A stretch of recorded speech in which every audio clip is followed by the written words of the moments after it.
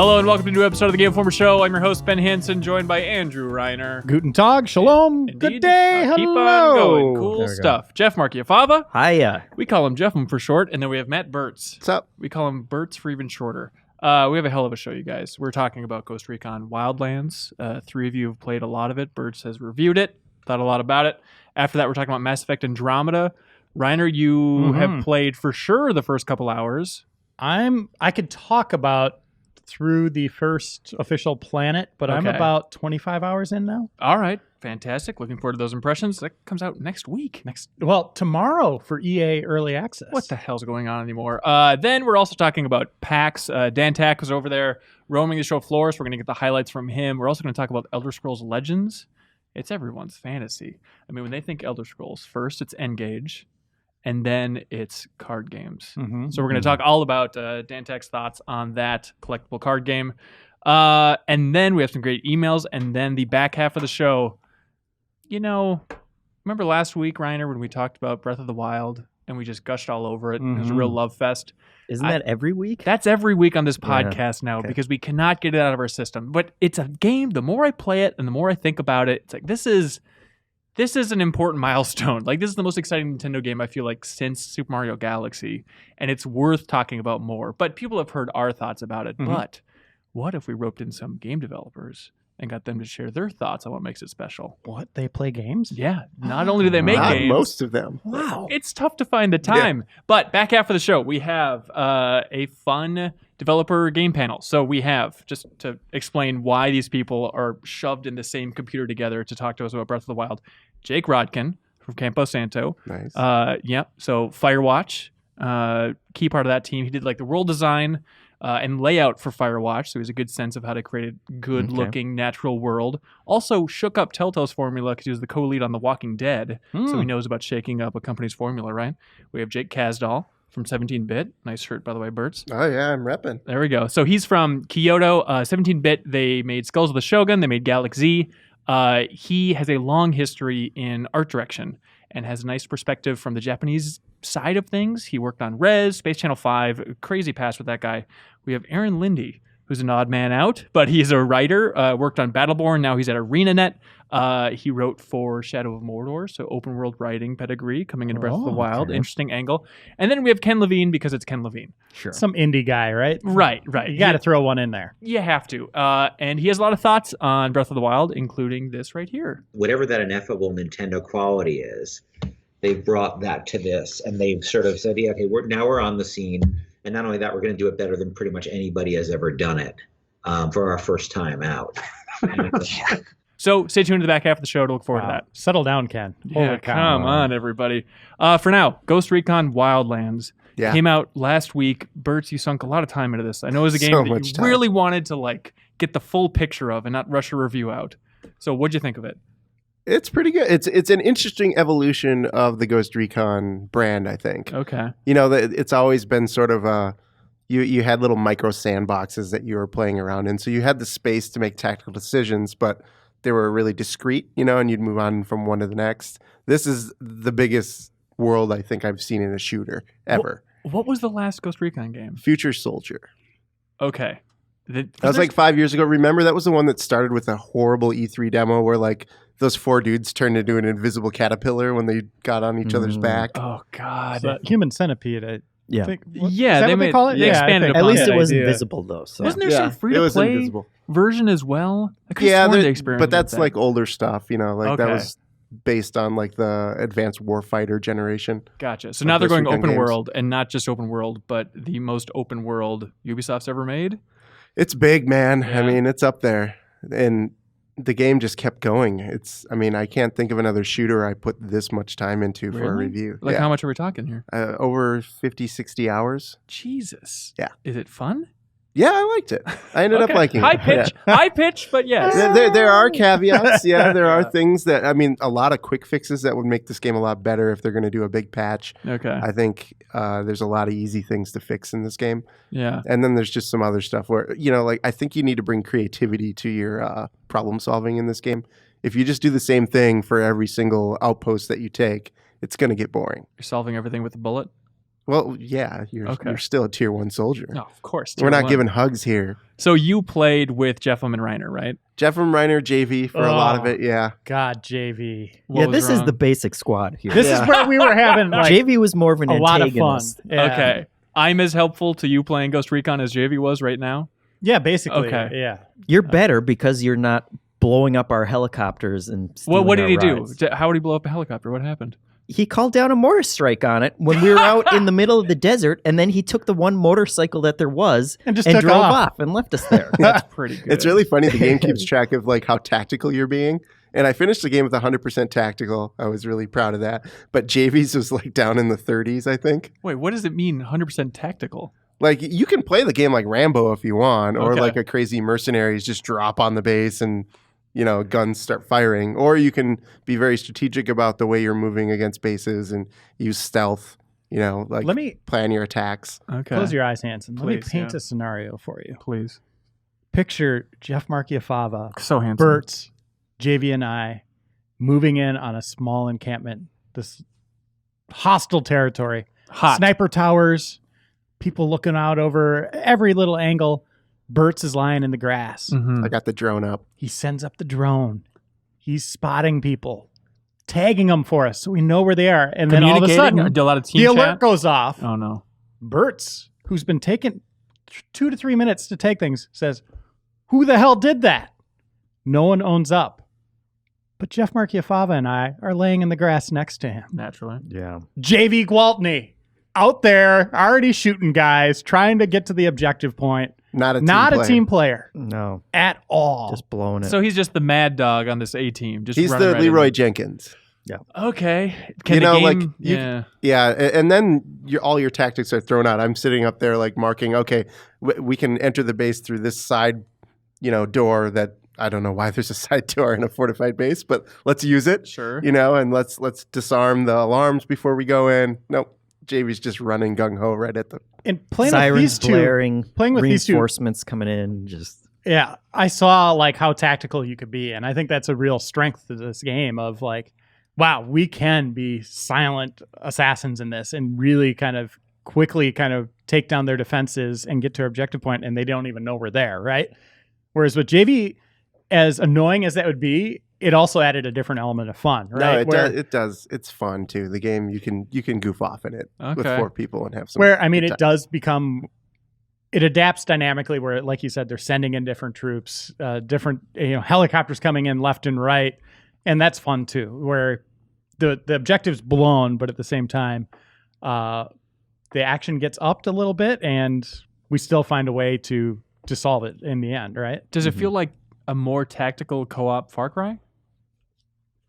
It's different than Far Cry. I Yeah. think Far Cry has its own identity. There are similarities if you want to go on a checkbox. There's a rebel force that you're kind of helping get stronger as the game goes on. Oh, yeah. There's rebels in jails in the bases that you can unlock, and they can help you out if you need a little bit of reinforcements. Spire the Dragon. Got There's it. a lot of that kind of stuff going on in the game, but for as much as it's open world Ubisoft, it didn't feel like Far Cry to me. Okay. Jeff, did you have a good time with this thing?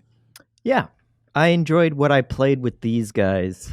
I think co-op is really the key to it, and the little bit that I played of single player, I'm also coming off of putting 55 hours into Horizon for a review, and so I am already a little burned out on that kind of open world design of, okay, now I'm gonna 20 more icons on my map. I'm gonna do each one of these and get this satisfying little reward from it. But when you're playing with a group of friends, and you get to screw around and come up with different tactics and stuff, that's when it's fun. I'm still trying to figure out like what the point of this open world is. Is it like Metal Gear Solid 5 where the world's huge, but you're just taking a helicopter right to the spot over and over again anyway? So basically, the setup is the Mexican cartel has basically turned Bolivia into a narco state, Okay. and you're after the U.S. embassy gets bombed and your main DEA agent in the region gets kidnapped, you go in. Like the U.S. sends in their 4 ghosts, and you're going to systematically dismantle the cartel operation. And that means everything from smuggling, all the places they get the drugs in and out. There's covert submarines that they use and stuff like that. There's the production facilities, so that's the coca fields. That's the places where they kind of like refine the cocaine, all that kind of stuff. There's the influence. That's like, I don't know if you know what a narco corrido is. It's like No. this folk music that's developed around like cartel lifestyles. How's It's that like go? gangster folk in Mexico. What? Yeah. I'll be damned. All So right. there's like influence like that and like corrupt church officials, Okay. stuff like that. And then there's the security forces, like how the cartel money goes into the local Bolivian forces. So you have Okay. to dismantle, like there's 20 figureheads, and they're each in different regions. And you pick away at them. And once you take enough of them down, you can go after El Sueño, who is like the badass, tattooed, deep-voiced villain of the game. So is that Dreams? Yeah, the dream. Ah, there we go. So is there a lot of roaming between these different key Yeah. points then? Yeah, you Okay. really want to bring a helicopter. Are there animals in this world? Yeah. Is it fun to play with them?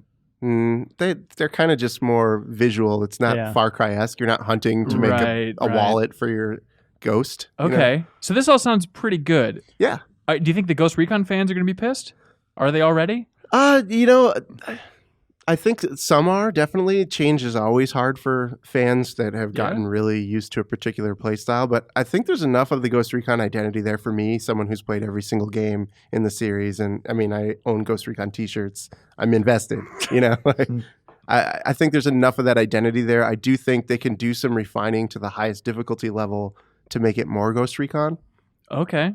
Yeah, that's what we were playing on, right? At the We end. played for a little bit, yeah. For Wait, some, so yeah. how would they do it? Just make it more challenging? There's tactical options that I just don't know why they didn't give you in the game. Like, so there's a day-night cycle, but you can't decide to advance time at any given point. You're just left to the whims of what's going on in the world. And there's some bases that it just makes sense. I want to do this at night, or I want to do this escort mission during the day, so I can see people coming in. There's Well, you just have a seat in the open world and talk to your buddies, Mhm. get to know JV, get to know Jeffem a little bit finally, and just pass the time There's that plenty way. of that downtime anyway. You Oh, don't is need that right? more. I mean, Okay. a lot of times your It's a lot of objectives travel. are like Yeah. 4 kilometers away, and you don't want the vehicles aren't great in this game. You don't want to spend a lot of time driving. Okay. Just you want to grab a chopper. But there's Yeah. little things like that, giving you a little more time. Refining the stealth identification, I think, is a big deal. Like if someone recognizes a bullet in the next 5 seconds and you're like 300 meters away on a ridge hiding in the ground, like underneath cover, they shouldn't immediately know where you are. There's some things like that I think they could refine, and it will feel a little more like old Ghost Recon where Yeah. So is the lesson here, the takeaway is if you want co-op, open world tactics, strong emphasis on co-op, maybe even still wait a little bit for them to patch out some of these it's kinks? still a fun game right now, Okay. and I mean, I'd be surprised. I'd love to know how many people are going to finish this game because it is so long. Mhm. Is it work to its advantage? Does it feel like this crazy epic narrative, or is it just the same things over and I over was- again? I was getting attached to the progress I was making as a character, unlocking new skills. And then they also just have like weapon crates hidden in environments where you go up to that. Like we found a really awesome shotgun in Mhm. an underground base that you could have just completely missed. But I don't know if that's unique or if you can find it elsewhere. But we found it in that instance. I ended up rocking that for like the next 3 hours. That kind of stuff's cool, right? That's the progress I was latched onto. 100% disinterested in the story that was Oh, going really? on. Mhm. A lot of it was just returning to this same house, and there's like an interrogation. You escort someone there. The lady in there interrogates this person. You get a little bit more narrative and maybe another lead, and you go off on that. Yeah, there's some interesting characters that you're kind of hunting down Yeah. that makes it kind of fun and more of a micro narrative. But the overall story, I mean, it's a slow burn. Oh boy, how's the writing? I just see a lot of people. it's super overwrought. awful. It's terrible. Jesus. All right, burying that Yep. lead. I mean, Wait. if you like the F bomb, Yeah. it's all over the place. What kind of stuff do they say? Just put effing in front of everything. So this is basically. like in-game dialogue, right? Yeah. Like Oh, when yeah. you're just lining up shots and stuff, the characters will try and just have some one-liners. There's a lot of that terrible one-liner stuff. Like every time you're scouting a base, there'll be, I spot one guy over here, I spot one over there, and baby makes 3. You hear that probably 200-300 times when you Yeah, play this. What? There was one Intel video that I liked too, where they were kind of introducing the characters, and then they showed surveillance footage of someone getting shot in the head point blank, and she went, "Get that guy a Band-Aid." It's like, Yeah, this there's is a lot the of middle that. of an Intel briefing. Okay. And baby makes Intel. Good God. But Yeah, you can it's not overlook good. all that? Are you just focusing Yeah, on... I've gotten used to bad jokes from Ubisoft, to be honest. Like, playing through Far Cry games, this game has that god awful DJ that's cracking jokes the whole time too. You can turn the radio off. I highly recommend you do that. Okay. Immediately. Just like the guy in Far Cry 4, you're just Right. like, come on, no.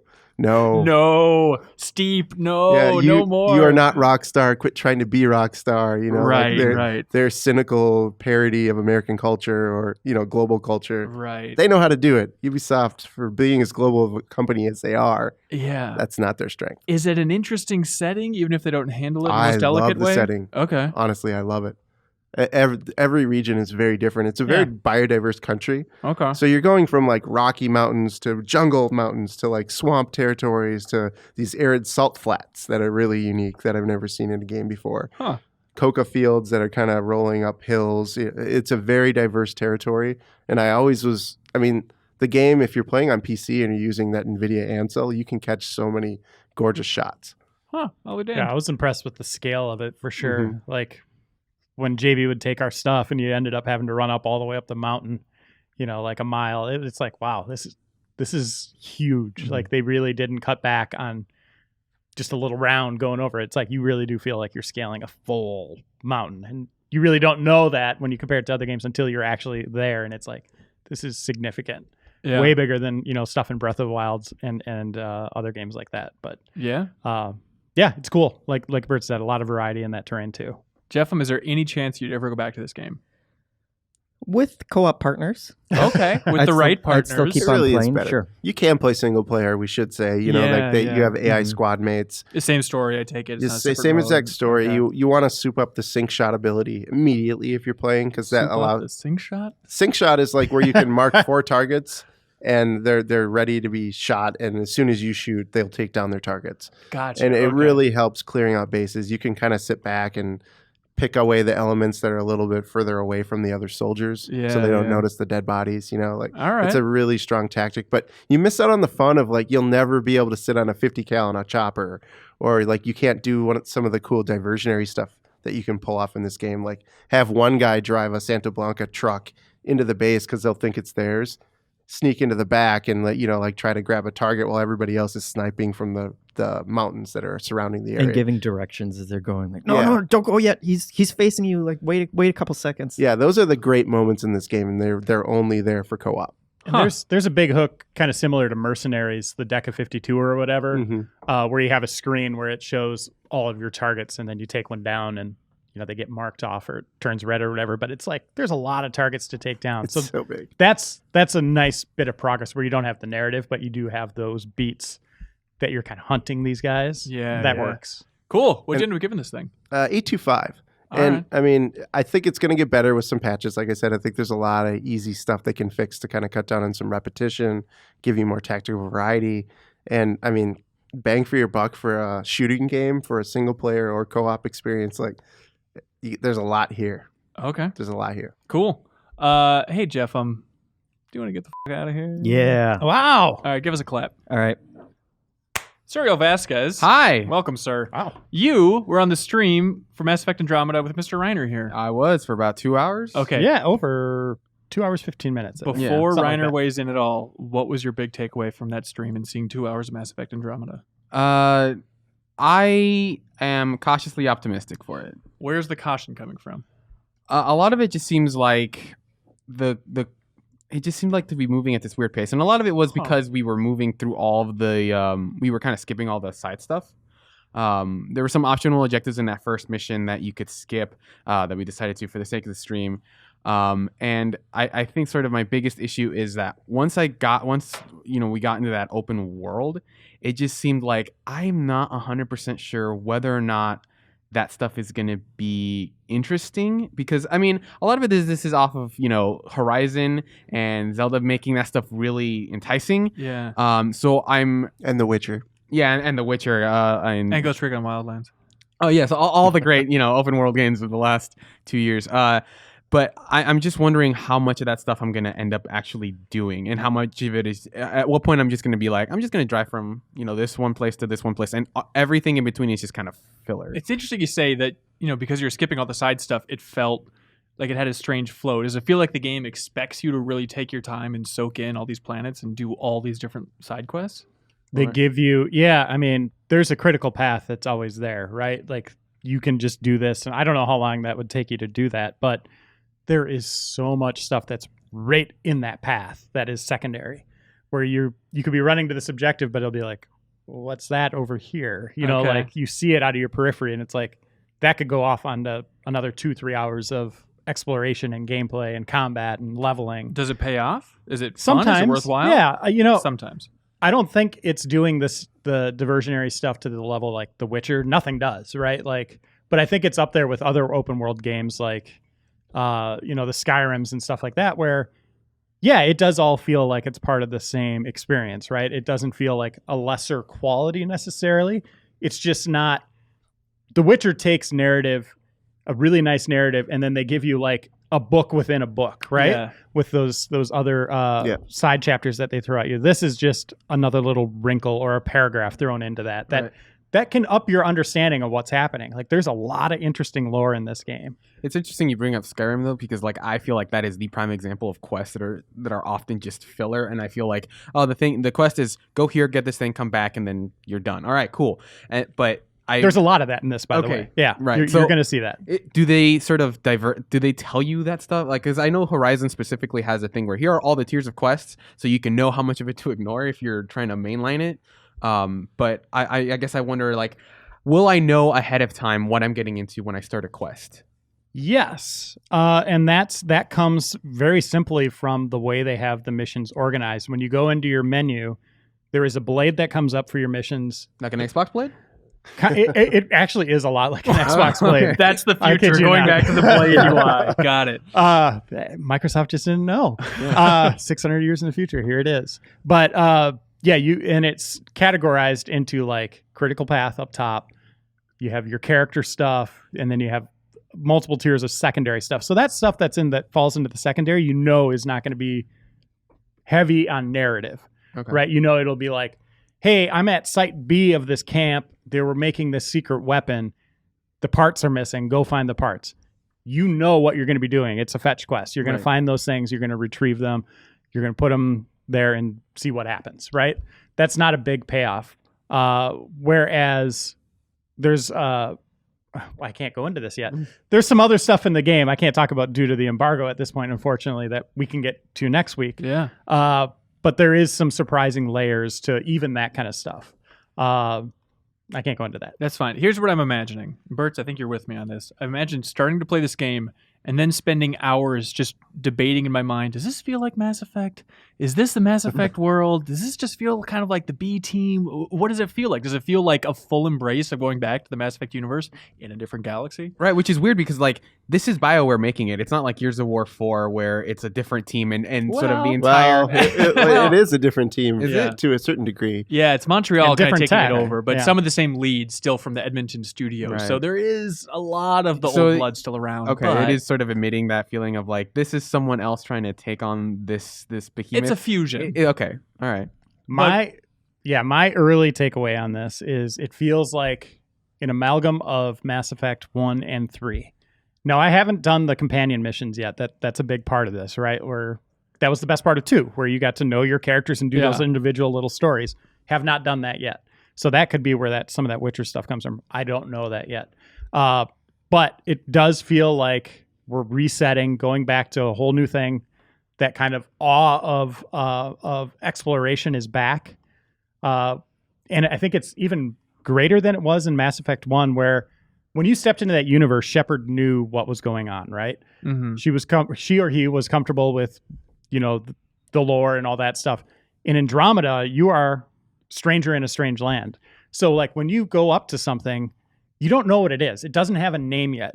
They don't even know what it's comprised of, like elementally. Like it's like, what is this thing? So you scan it and you get some items, like some data, and that kind of enhances over time as you're playing the game. Or you run into a species that's from this area and they start telling you things, and then they start filling in those gaps for you in your data, which is very cool. I think that's a neat little touch where, yeah, what is that?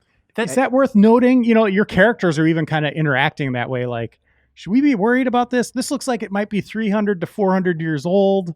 That sounds I like great. that stuff. And even aesthetically, it looks very different. That intro planet it had sort of all these arrival looking spires everywhere of just like this weird sort of almost abstract place, and then there's also the terra firma around it. And so that was really cool looking. I mean, I guess you can't talk in specifics, but do you think there are other planets that sort of match that sort of visual level? Okay. Yeah, that's what he's Yeah, shaking his for the head, audio listeners. Yeah, but that's what I'm trying to figure out, though. I feel like a huge theme in the comments during our month of coverage was like, oh, everything still looks the same. We're going to a whole new galaxy, and it's like, okay, you see the Ket, they look like the Collector's big whoop, but it does feel alien enough beyond just the premise. It feels like you're exploring these crazy worlds. Yes and no. The world itself, the universe, the new Andromeda galaxy. Yeah, definitely. Like, Okay. I really like the lore they're selling there. The way they're communicating that is very good. But then, like any established franchise, you have these iconic identities of the aliens that you're seeing that are along with you on this ride. It's like you immediately connect, with the Krogans again, and they go into that history again with the Turians, genocide with the Turians Sure. and all that. That all comes up again, and you're reminded of all that stuff. So that feels very familiar. But whenever they are turning their gaze to this new galaxy that is unknown, it really is interesting, and I think it's very compelling how they're presenting it. Like, I like the slow peel of it. I wish they'd even slow down more. Okay. When you begin the game, you wake up from cryo after 600 years, and you're just like, wow, this is crazy. We're in a new galaxy, but you're immediately thrown into it. You're immediately thrown into the action and chaos, and you really don't get to know what's going on, and it moves very fast. And that's just video games in general, though. Like, slow the hell down. Mhm. Like, treat it like a TV series and, like a Netflix show or something. Like, you don't have to cram all this stuff within the first half hour. Like, let people really get their feet on the ground and have an understanding of what's happening in this world before you just blow everything up. So I wish they'd slow down. It races a little fast at the beginning. Yeah. But like Serial was saying, once you get into that first world where you really are starting, it's just you and another companion. And you're just kind of looking around. They give you time to really kind of soak it up. We moved a little fast on the stream. We didn't do the side stuff. We just kind of stuck to the path. But there is a lot there where you really can feel like, again, the stranger in the strange land. Yeah. And do you feel like the open world design when you're in these planets do you see an evolution from what they did with their first kind of more open space and Inquisition? Yeah, this is the first game I would say in this. When I say it feels like Mass Effect 1 and 3, I think that's visually too. I know this is on Frostbite now. They do not seem really comfortable with Frostbite at all. There's some frame rate issues. The character models, especially the humans, I think are lacking. Really? Yeah, I do feel like they feel pretty last gen in terms of animation and detail. Like, I'm sure that if you compared them directly, you'd be like, oh, this, like, the shading on this is a little better. But just looking at it, it didn't seem like it was. It didn't that seem like a next jump step. forward. Yeah. And you kind of thought that would happen when they adapted to Frostbite, right? Like, you're like, well, that does you look at Battlefront and Battlefield and you're like, Battlefield. "Ooh." It's like, well, but no, you're not getting that. It still looks like it's connected to that last trilogy. Views, vistas, I think that looks a lot better. And that kind of goes to that open world where you'll go out to a clearing and it's like, holy hell, that looks amazing. And I know we do that with every game. Zelda, That's just the entire Zelda Ghost experience. Recon. Yeah. I mean, developers are very savvy with making worlds look beautiful, and in this case, very alien. And to your point, Bertz, with Inquisition, I felt like they were constantly trying to hide their streaming and load time, so everything was very rocky and hilly. So you never really had these big, huge flats. This game, Well, until the deserts when that's all you had. yeah, this game, I mean, it's mostly flats and then some significant scale of things. I'm going to get in trouble if I keep talking, but on Eos, the one planet we were able to show yeah. for the open world, that is very desert heavy. I can't even tell you one other thing, but there is a lot to do there. You could spend a full day on that planet doing missions and side missions and just exploring. finding minerals, stuff you need to upgrade your characters and your vehicles and all that stuff. Space hinterlands confer. Yeah, exactly. And So it has a different feel too. It's not just really tightly condensed. It's the objectives are usually really far apart. There's fast travel. So when you find something, you can fast travel there, or you can use the Nomad, your new vehicle, which Mako is way 2.0. better than the Mako. yeah, But exploration can get a little chaotic at times where you see a waypoint and it's like, how do I get there? And sometimes you'll be like, well, I got to get up on that canyon. Well, I got to go back a mile around this way to find the ramp up there. The Mako can't go up, or the Nomad can't go up this incline. right. It's like, well, that sucks. Like, Well, you wanted I have to drive straight up a wall? Well, Have you it's just just been playing like- too much? You want a Why you have- Yeah, and a helicopter? stamina bar. Yeah, but exactly. If you are leading the player that way and there's nothing along this wall for a mile and a half, like, what is that? Okay. You know what I mean? Like, there's just one way up there. Just let me get up there. It's space. Come But on. there's some of that where it's like, how do I went the wrong way. I got to turn around and go try to attempt this mountain this way. Right. And you could switch between going moderately fast. You're never going to be going super fast in this thing. But you could switch to 6-wheel drive, and that will like really get the tires moving, and you're just going up like different terrains, and it feels cool. You got the jump button again. Yeah. I don't yeah. have weapons on it yet, but yeah, I think it's a significant upgrade over the Mako. So, just so people can delete their YouTube comments that they've already written, we mentioned the genophage earlier. We should have said Solarians and not Turians. Oh yeah. Sorry. Please, let's go back in time and fix that. Delete that comment, everybody. But set fans' expectations. What should they be bracing for when this thing comes out next week?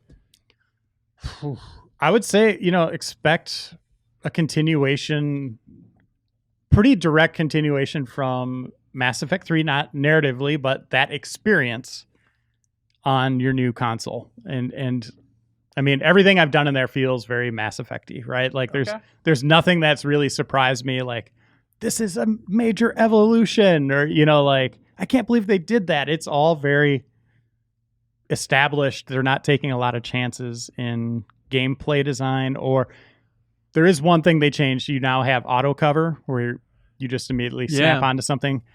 I don't like that. I really wish you had that. No one's as ever really mastered that.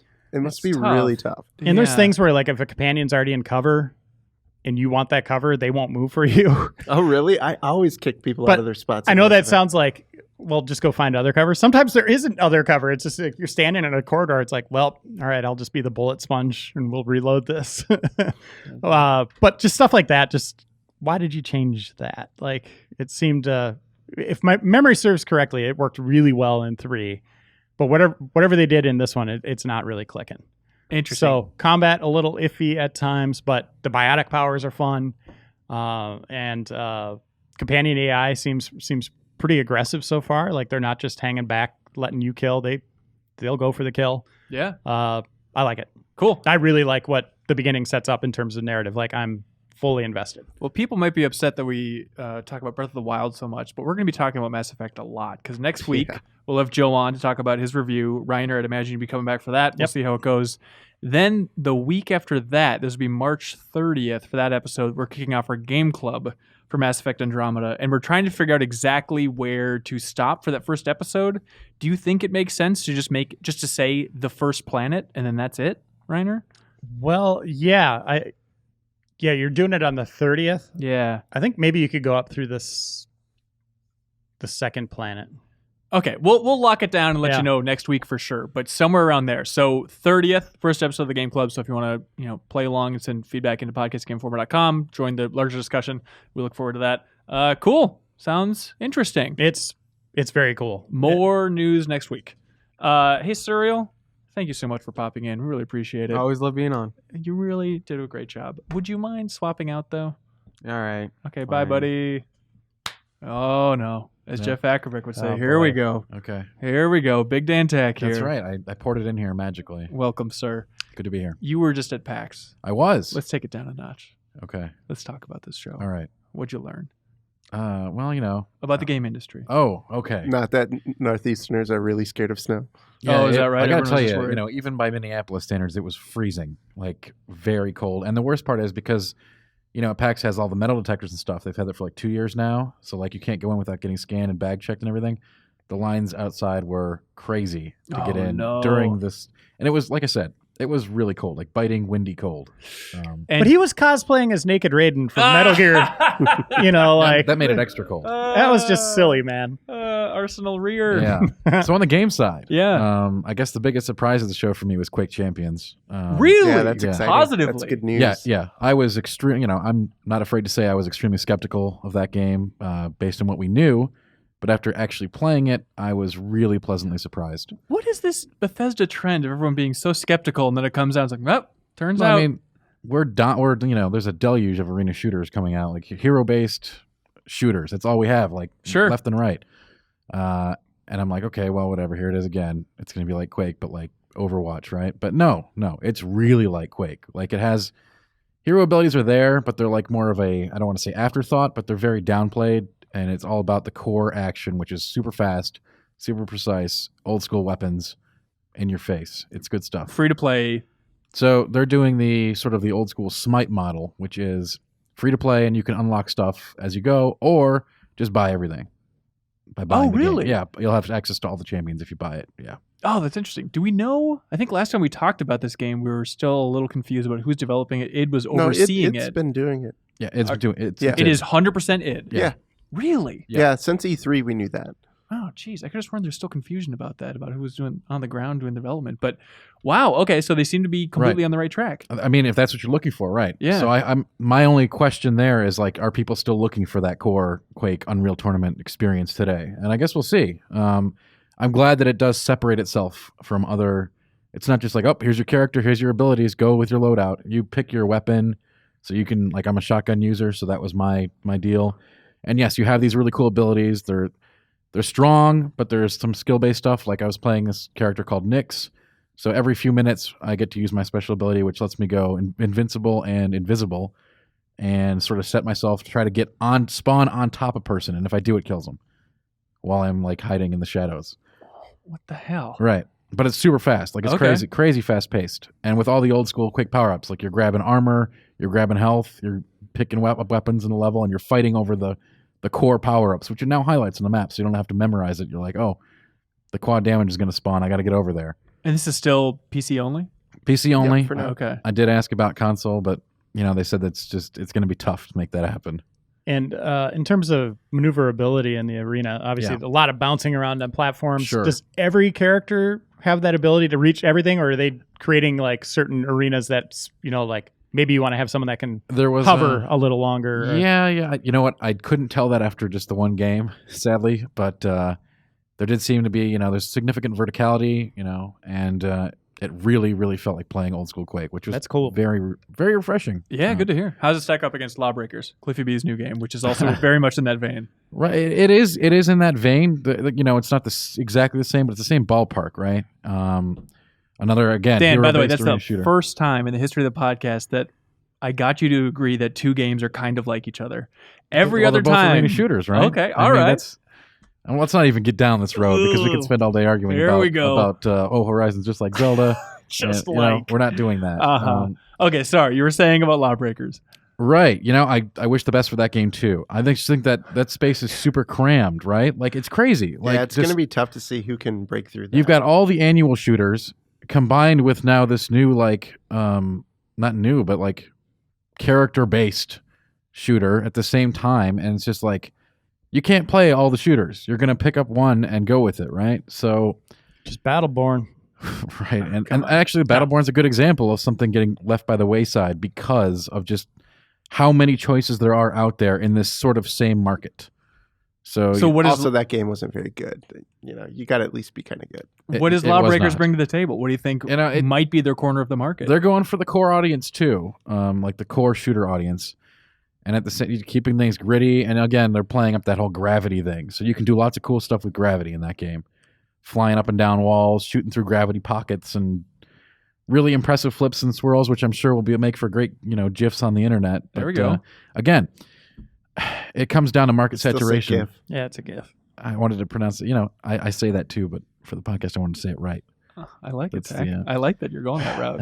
Okay, so that's the shooter thing. What else did you see at PAX? Oh, okay. Let's see. On the more indie side, Please. PAX East is just crowded with all kinds of crazy indies. The indie mega booth is like there's now 3 indie mega booths. Like I think just indies eating up indies and from every direction.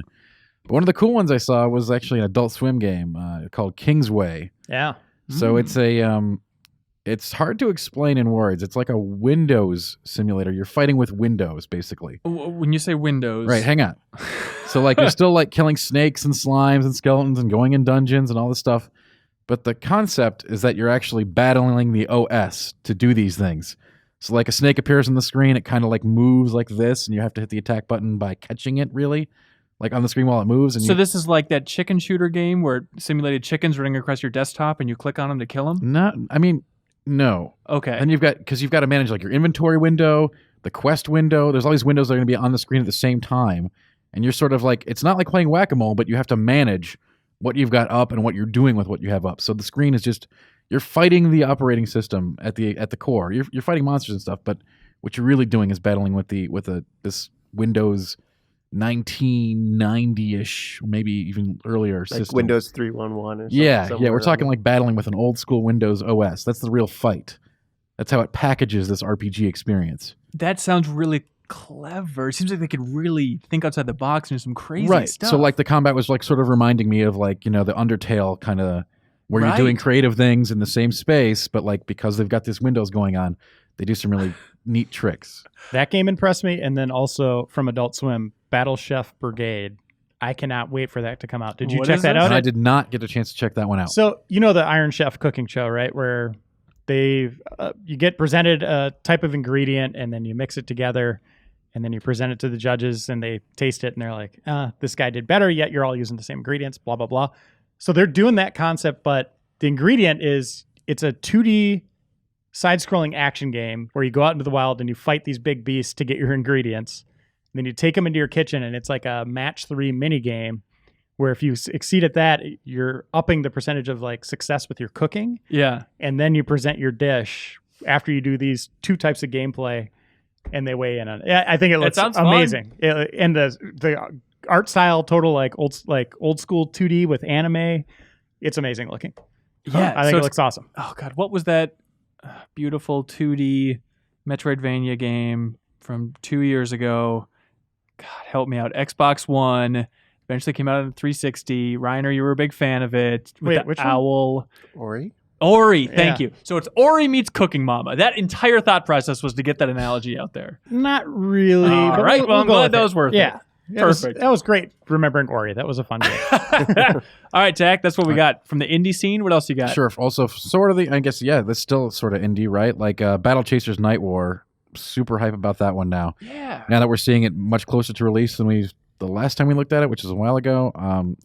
I'm a fan of the old school JRPG concept. We're turn-based battles, and it's got all that stuff going on: crafting, tough challenges, make your own party. This is from Joe Mad, right? Yeah. And their new studio. So if you're a Darksiders fan, you might recognize or appreciate some of the art, but it's taking a much more of a focus on like a JRPG. Yeah. Oh, And it's based on his old comic book, Joe Yep. Mad's old comic series. That's right. Yeah. like it's a hardcore dungeon crawler JRPG through and through. So that's personally, I'm super into that. So But you seem like the type of guy that can look through the glitz and the glamour of that art style and see systems level. It Sure. seems to hold up. right, because I'm a huge fan of turn-based rather than action-based Sure. when talking about RPGs. So I still like it when games are able to pull that off. And just the art style is great, but like I'm looking at the systems like where you're farming crafting materials, going into harder dungeons progressively. It's got a whole like narrative structure too. So that's so cool for people who like story.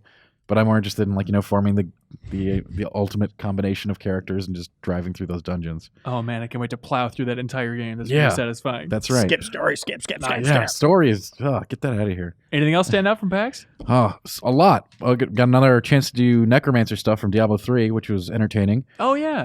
That was different build than at BlizzCon. Same character, obviously, but got a chance to play around with like the Blood Nova and other blood-based spells and effects. So I know it's dumb Diablo stuff, but that was fun. How was the Nice. cosplay with all the parkas?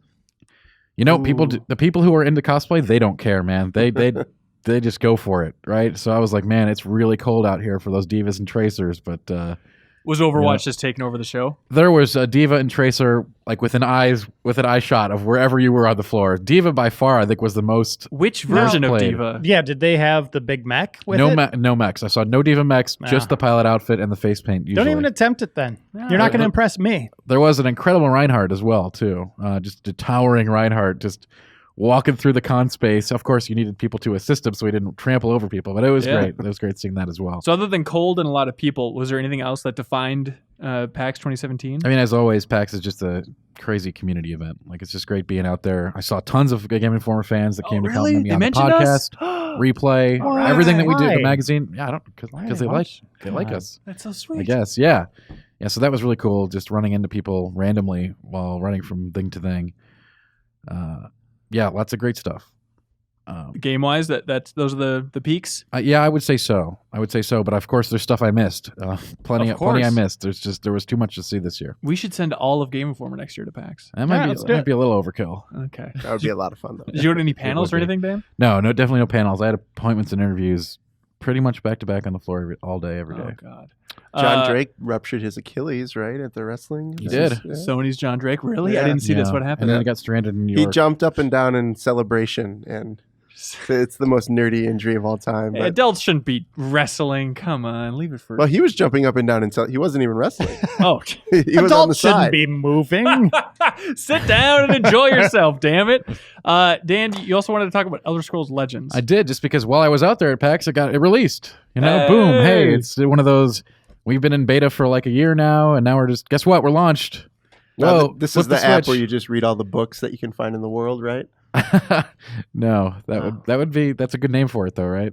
This is the Elder Scrolls digital collectible card game, which is out on PC now, and it will be available on Android tablets, iPad, and phones eventually this year. So talk about a crowded market. I mean, how is sure. this one going to go up against the old I Hearthstone agree. juggernaut? And everyone always exactly. This is the same kind of thing we experience in the shooter space right now. And this one is, we should have a full review going up shortly. Okay. But as of right now, yeah, it's a good game. It's a good game, but will it be enough to tackle? There's so many great digital CCG games out there right now in various stages of release or beta that's not really beta.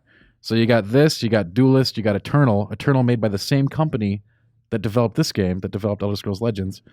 So, and then you got Faeria, which just launched after like 3 years. Fairy? Faeria. Okay. This is a more tactical one. Okay. Wasn't there an old NES game called Faeria? Was there? This one's like Faeria. I don't know if it's got the same. Whatever. Checks out. Anyway, there's tons of them, right? This one is good, but I question whether it can differentiate itself enough in this market to, take people away from games they've already established in. This sounds exactly like Elder Scrolls Online.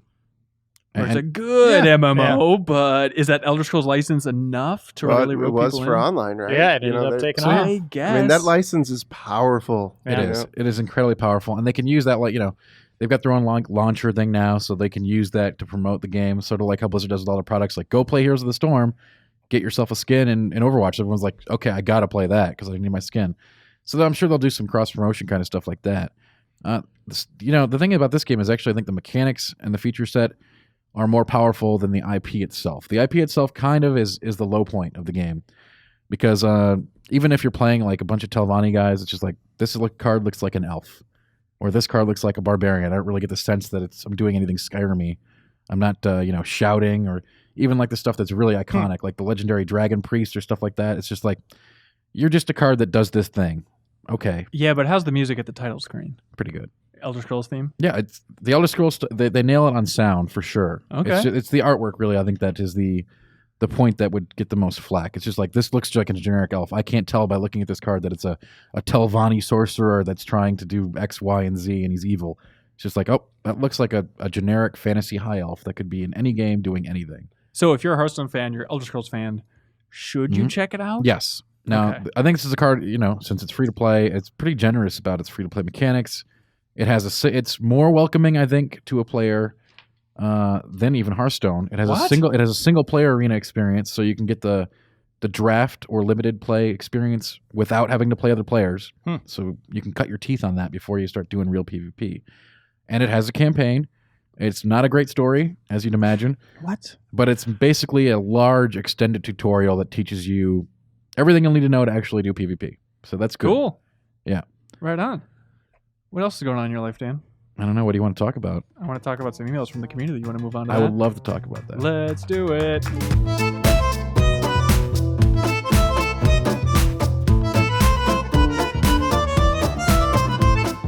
And welcome back to the Game Informer Show. We got some great emails that people sent in to podcast@gameinformer.com. They sent in questions, feedback, words of wisdom, everything you can imagine. Your guys' job, sitting at this table with me, remember each and every email. Remember the merits, because we're going to choose our absolute favorite, and we're going to ship them out something very, very nice. It's always the last one. Or we can forget and just look at the paper again. Right. That's always an option too, but it's so complicated. This time we're actually going to ship out Dantak's favorite digital card from all those card games. How are we that going to he's so ship into. out a digital card? We'll find out. They'll get it in the mail. Right. Couple pieces of feedback. Last week, none of you guys were on, I don't believe. There was a long discussion about magnets and tires and wheels and whether you can have a sphere relying on magnets as 4 wheels on a car. Kyle Desmond wrote in with a very scientific analysis of why that's impossible. We appreciate that. But then Thomas Disser also wrote in and said, hey, I've been a longtime fan since 98 of Game Informer. You mentioned on the Uncharted episode that you had an idea for a spherical wheel connected to car by magnets. Goodyear just unveiled their 3D sphere tire model. So there's a video that is exactly the idea we were talking about. So in fact, it is possible, and Goodyear beat us to it.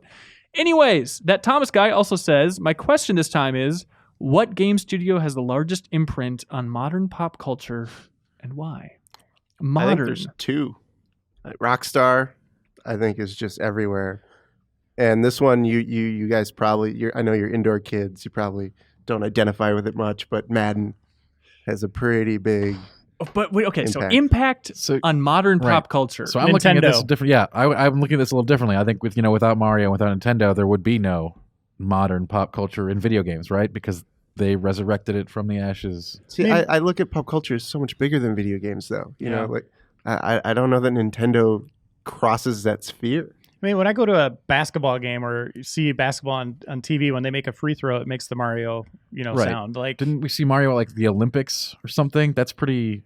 that is true. That's, People still that's watch pretty the Olympics, juiced in the. You can't get more Just- pop culture than right. the I Olympics. mean, that's really pop culture. You go to a gas station, it makes the Sonic ring sound, so therefore maybe Sonic has the biggest impact. No, People still know it. It's not Sonic. I mean, It's we definitely can not argue, Sonic. all day, but it's definitely not Sonic. screw that guy. As far as impact, it's such an ambiguous question, though, the impact on modern pop culture. So you're just talking about everybody playing Madden, everybody talking about it. You say Madden, people know exactly what it is. and bleeding into other. I mean, if you go anywhere in the world, it's weird. You travel to like Florence or even when I was in Honduras, you see T-shirts where like they make Grand Theft Auto as like a tourist shirt with the name of the country or the city that you're in. What? Yeah, Really? I've seen it everywhere. Like Thailand had it, Italy had it, Honduras had it. It's that pervasive. Like Rockstar is everywhere in this world. But I mean, Mario is one of the most recognizable Yeah, faces on the definitely. planet. I mean, compared to the GTA logo, even And it's still got to just give it the to name Mario. Nintendo, Right. like Honestly, it was really enlightening. That dumb video I made with Ben Reeves, where we walked around the streets of Minneapolis and talked to people about video games. We've done so many of those videos, and the pitch is always like, "Hey, do you have a minute to talk to us about video games on camera?" And everyone's like, "Nope, don't know anything about video games. Nope, nope, nope." But when the opening question we're doing this video was, "Hey, do you want to talk to us about Nintendo?" The percentage of people that are like, yeah, just astronomically higher. It was insane. Everyone still has so many fond memories, even if they consider the Wii the retro console at this point, which is where it gets mind-blowing. Anyways. that is a mind. Andrew Jelly writes in from Ontario, Canada. It says, hey, Ben and crew, Activision recently announced that Call of Duty will be charging $15 for a Modern Warfare Remaster map pack that only cost $10 over 9 years ago. Remember all those numbers. inflation. There we go. This got me thinking that very few games seem to get away with charging for map packs these days. I've noticed recently that many games are getting free map packs as DLC, including but not limited to Halo 5, Titanfall 2, Mass Effect Andromeda. I think Gears of War 4 was in that batch. This seems to be a positive trend that a lot of companies are following. I guess my question is, when, if ever, do you think that paying for map packs will become a thing of the past? Within the next few years, fracturing your player base is just it doesn't work anymore. Doesn't it already feel antiquated? Sure. It does, but here's the thing: you get what you pay for. And I say this, I think it's smarter. I don't like the fracturing of the fan base, but a game like Battlefield, which has proven that this is a successful model, I think them and Call of Duty get away with it. Yeah. You get 16 maps over the course of the year after the game comes out. how many other games even come close to that are giving the free ones? Yeah. You know, Rainbow Six, you get 4 maps over the course of the year. How many have come out for Overwatch? I mean, but Three, we're just going to keep 4? going. It's going to keep going. Let's see how. Well, let's until see at the Overwatch Yeah, I end. know, too. but I'm just There saying, we like, go. if Yeah. if new maps, new play spaces is like a critical part, which I think for Battlefield more than most games it is. Sure. I think there's still a place for it. So you imagine, if it's not already, just the industry kind of splitting between like the premium multiplayer Yeah. shooter service where they're really going to go all in. You have to pay, but they have to show that money's worth it. And then good updates and supply of maps along the way, but just nothing sensational. I think we already have that right now, right? Yeah. You know, Yeah. I think- I don't see Battlefield moving away from it. It would. I don't know what that would look like, really. Yeah, I think Dan's right though. You need that play surface for everyone to be able to play together, right? Like you got to have everybody with the map packs to make that work. So I would imagine that's a hot topic at EA Yeah. or any of these studios that do it. Is like, what would be valuable as paid DLC to keep our model where we can keep funding this stuff, but can we give those maps free? Well, that's why they keep talking about they want to create the ultimate team for Battlefield Right. or the ultimate team See, for that would Bioware work, games. right? Those, I mean, it might be annoying in how it's integrated, but Yeah, that's but the problem. Tack's totally right. Like the map is ground zero. Like that's the base where you need to have everybody playing. Like you can't just have like half your friends. Like I bought Right. this stuff, but when you're playing with friends that didn't have the money to do it, you can't play with your new toys. Like that doesn't work. And Yeah. like, if you offer up stuff to sell instead, like, give them the maps and then have them buy stuff that's whatever. There's other ways to make it now, and keeping everybody together, I think, it's more crucial than ever now that other games are offering that. So like, if you have the choice, it's like, I'm just going to go play this game because they're going to give me everything for free after I already buy it. But right, so as long as the big dogs keep getting away with it, they will. No Yeah, doubt. it's I gotta mean, be if that they for can all. make that money, they're going to make that money, and the fans want those maps for those Mhm. games. You know, Yeah. Yeah. Dylan writes in and says, "Hey, Ben, I've been listening to the show since the Helgeson days, and I remember the Skyward Sword episode where Andy McNamara had very different thoughts on the game than the reviewer, Phil Kohler. I was disappointed to see that he was not on the roundtable that you had recently, so I was wondering if, time permitting, of course, you could have him on the show for a few minutes to hear his thoughts." Dylan, yeah, that's one of my favorite episodes of this podcast ever. I actually re-listened to it before we recorded our Zelda one because I wanted to remember how hot everybody was on Skyward Sword, and everybody is just glowing over that game. Mhm. Even Andy calls it like brilliant repeatedly, but Andy had a very good read on like, hey, there's a lot of shit in this game that is Yeah. endlessly frustrating. Yep. And so it's fun to hear him kind of lay into Phil Kohler back in the day on that. You know, sometimes it gets into non-PC territory, but still good. So yeah, Andy's been out of the office, but when he gets back in, I would love to hear his thoughts on Legend of Zelda. I don't know if he's even started it. He hasn't. no, he doesn't have a Switch yet. Oh God, have you started yet, Bertz? I started, on Monday. Okay, we've brought you up multiple times on this podcast to be like, this game, if Bertz isn't happy with this direction for Zelda, just cancel the series forever. This has to be winning you over, My right? opinion is so important. It really is. I'm glad it's going this direction. I don't want to say too much else because I don't feel like I have the right grounding for any Okay. real opinion yet. All right. I'm still in like, here's how systems work in this world. You know, I feel like my opinion's worthless at this Has juncture. anything turned you off about this game so far? I mean, the world is certainly way more barren than I'm used to playing all the other open world games, but I don't think it's a detriment at this point quite yet. Okay. You have a heart of ice, someone who doesn't like cartoony art styles. I'm not. It's not for me. You It's want fine. everything black and white and metallic and bloody. black. Mainly Okay, just black. Yeah. Okay. So the world isn't melting your heart of ice at this point? Not yet. I mean, I've only seen an old man in a bunch of But isn't he beautiful? Bob Goblins or whatever the fuck they're called. Hi, I'm Bob Goblin. Welcome to Hyrule. But that's all I've seen. Yeah, so my heart is not melted. Bertz, this is too reserved. I just want like a, hey, they're nailing it. This is seeming Well, great so far. I don't know about nailing it yet. There's Okay. the open world market. I have a lot higher, I feel like, threshold for quality than some people might. Okay, well, that segues very well into this next question from Greg from Connecticut. He says, hey guys, from my perspective, the majority of open world games are the exact same thing these days. They all boil down to doing the same mission types again and again, collectibles, map unlocking. Wildlands is a prime example. Don't tell me how big the map is or that it takes 40 hours or how pretty the graphics are. Who cares? It's like he heard earlier in this Yeah, what the podcast. hell? If it's just the same empty sandbox, who cares? Is there some fear of calling out the industry for being bankrupt on innovation, or am I missing something? Greg really has it out for Ghost Recon Wildlands. Yeah, I see that. Do you think there's any just acceptance of? I feel like again, Breath of the Wild is going to come up, but any acceptance of like, oh, open worlds always have to be done this way. Yeah, So what are I you going think- to do? I think there's a checklist that needs to be thrown away and rethunk in terms of like side activities and collectibles and how things are approached. That's where a lot of people have pitfalls, I feel like. And I think Ubisoft is a culprit of that, of having that checklist and making sure all these things are in every one of their games. I think a lot of theirs do start to feel the same.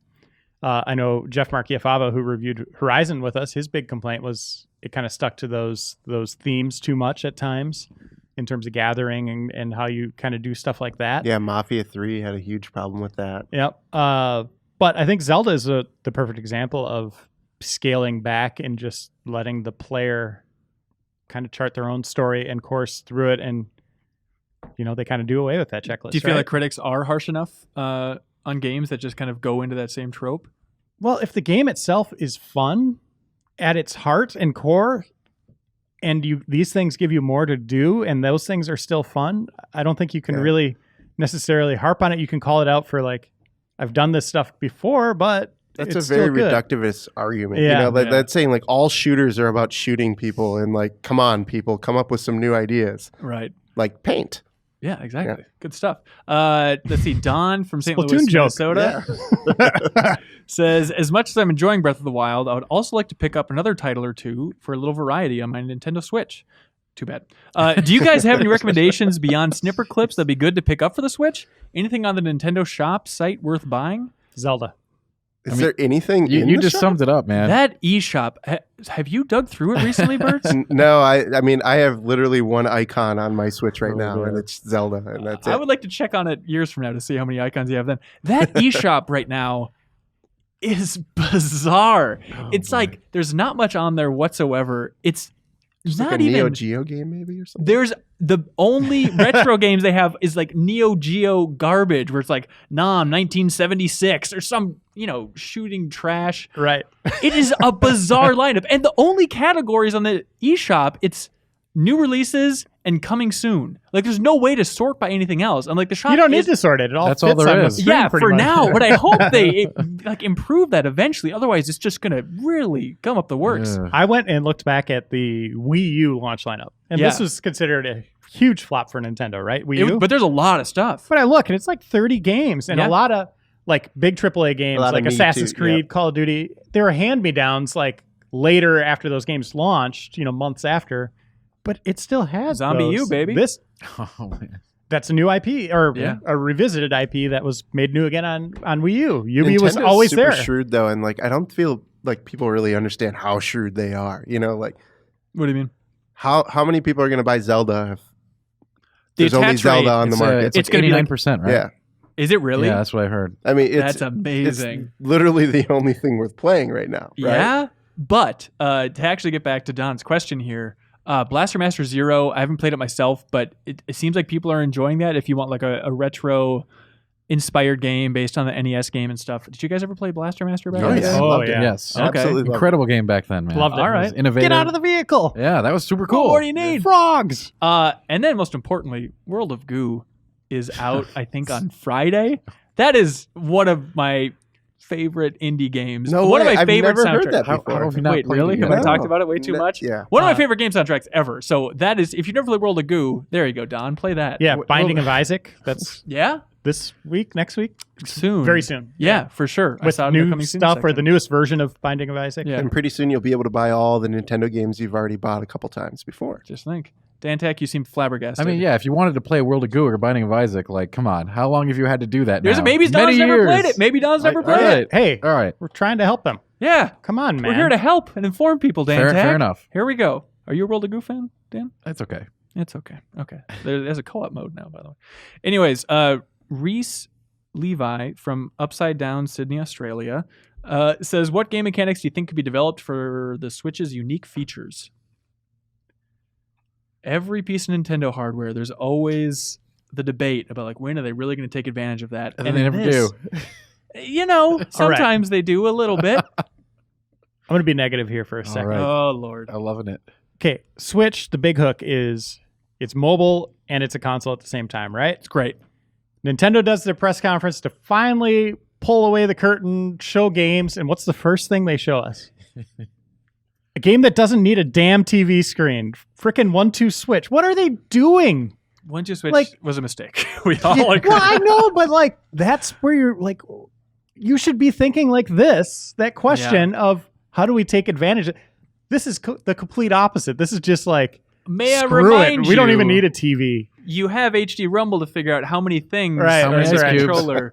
But it's tough because you can't do anything that just relies on the touchscreen, because then when it's in dock mode and up on the TV, you could use like the IR sensor, I guess. But there's a bunch of little twists and, some would say gimmicks to the system, but I don't know how well one game can really capture it and nail it. Here's an idea: Yeah. a Pokemon game. Okay. When you're docked on your console, Mm-hmm. you're kind of doing a standard RPG progression, story-based stuff. But to really get the rare monsters, you got to go mobile, like Pokemon Go. Go out in the wild and find them. I don't know if they don't want to confuse people like that. That's what their system is. It does both. That would be amazing. It could also be that, Pokemon MMORPG that we always talk about. But Well, funny you guys mentioned that. Brian McEwen, who labels himself a 14-year-old future Nintendo employee, says, "Hello, my name is Brian. I just started listening to your show last week. Thank you, Brian. I'm a huge Pokemon fan. I was wondering if you think Nintendo will have Pokemon Stars for the Switch virtual reality." All right, there's a lot to unpack here. wait a minute. There's a lot to unpack. There's So- not going to be a Switch virtual Yeah, reality. there definitely is not. They said that No, they're- they said they're looking into it. But right. I mean, There's people not are a- looking there's into zero stuff all the chance. time. There's There's- zero chance. NASA's looking into putting humans on Jupiter too, by the way. Okay, look, don't say zero. It already chance. happened. Realistically, I will say zero. I will say 0%. Yeah, I think chance. zero. I is- understand the screen's only 720 when you're in handheld, but in theory they could do like a Gear VR style on the cheap something VR if they think that market is sustainable. If and they have a think that crazy market idea. is sustainable. And yes. Miyamoto's really inspired by something, but who the hell knows? Don't you want to see it? Don't All you right, want to see what their all right, take I'll give is? it 1%. No. One. Thank you. That's I'll all I give it asked. Just 1%. 1%. And also, Brian's working on the assumption that Pokemon Stars, which was the rumored Yes. kind of like The port. Switch version, of Pokemon Sun and Moon, the equivalent of like the yellow version. We don't know if that's happening. Might not. It could just come to 3DS. You never know. So sorry, Brian, but don't expect to play Pokemon Stars in virtual reality anytime soon. I'm sorry. Let's see. Oh, here we go. Justin Henderson from Salt Lake City, aka Real Salt Lake Diehard. Okay.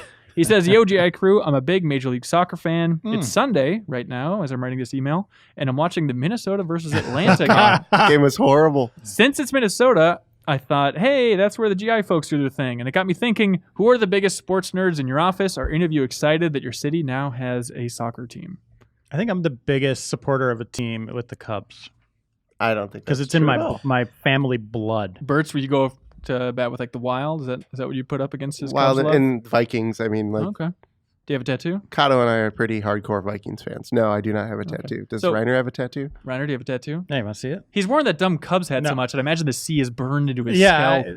it's my identity. Like I mean, my, to be fair, Reiner is a real Cubs fan. The guy stuck through all the garbage, all the nonsense. Like, he's true blood. Which was his entire life up until this point? Is that Yeah. how it Well, no, works? they've had those brief moments where they were flirting with success, and yeah, it the all Bartman came years, flaming down. Yeah, Yeah, it's. We have hardcore fans here though for We do. different. Like Kim's a huge Blackhawks fan. That's Huge, true. That's huge, true. huge. Probably Vikings more than any other team. Yeah, The Office. I mean, even Jeffem likes the Vikings. I think Yeah, so. Jeff, Yeah. for Christ's sake. yeah, definitely. Matthew Cotto and Bert's here, Vikings. Like when it's football, Andy Mack too. When it's Yeah. football season, they're constantly talking football. Yeah. Whereas Kim's from Chicago, she's kind of a Cubs fan, but more a Blackhawks fan. But there's no real baseball fans. Brian Shea is Shea likes the Orioles, right? kind of. Of Yeah, course. The Orioles. What the hell? What He's is- from Maryland. I know, but it's such a dopey mascot. It's funny to think of like, It's better than the Golden Gophers. right? how dare you? Anyways, is it weird to be in the office? I feel like I'm on the other team here. No pun intended. But like when people start talking about sports in the office, there's still this general like, these fucking nerds. Here Oh, we yeah, go. totally. It's and hilarious. it's so bizarre. I Let's think get it's back to hilarious. talking about roguelikes and digital card games. Like, man, damn it. I think it's funny. Why? I like it. What is it like in the office to be shunned for loving sports? Well, we just go in the kitchen, or Kato comes in my office, and we have our moment away from everybody else, so we're not annoying people. Yeah. But to his question, though, I think the state is really excited to have the MLS team. What are they called? the Loons, Minnesota United. The United's their official name, right? Wait, the United Loons? Minnesota United FC is the name of the team, but their nickname is the Loons. They have a loon logo. Why not just call them the Loons? That's not how soccer They broke works, a man. record for giving up 2 consecutive games to kick off the season or whatever, giving up 5 goals. 6 goals. But in the second one, they gave up 6. Yeah, so they have that wonderful little But they're asterisk coming next up to from their- a minor league, so like they've kind Okay. of reconfigured the team, and they're actually aiming for like a good team in 2 years when the new stadium opens. Okay. Yeah, we'll all be here soccer fans then. Yeah. Thank you. Thank you, sports guys. Aaron Biven writes in and says, my Couldn't question wait for to you- get out of that conversation. I'm talking about regional sports from Minnesota. Aaron Biven says, my question for you guys is, do you think Nintendo or other developers have been dragging out the would-be romances of their characters for too long? Will Link and Zelda ever have an actual kiss? Will Mario ever get his cake? I don't know what he's going for.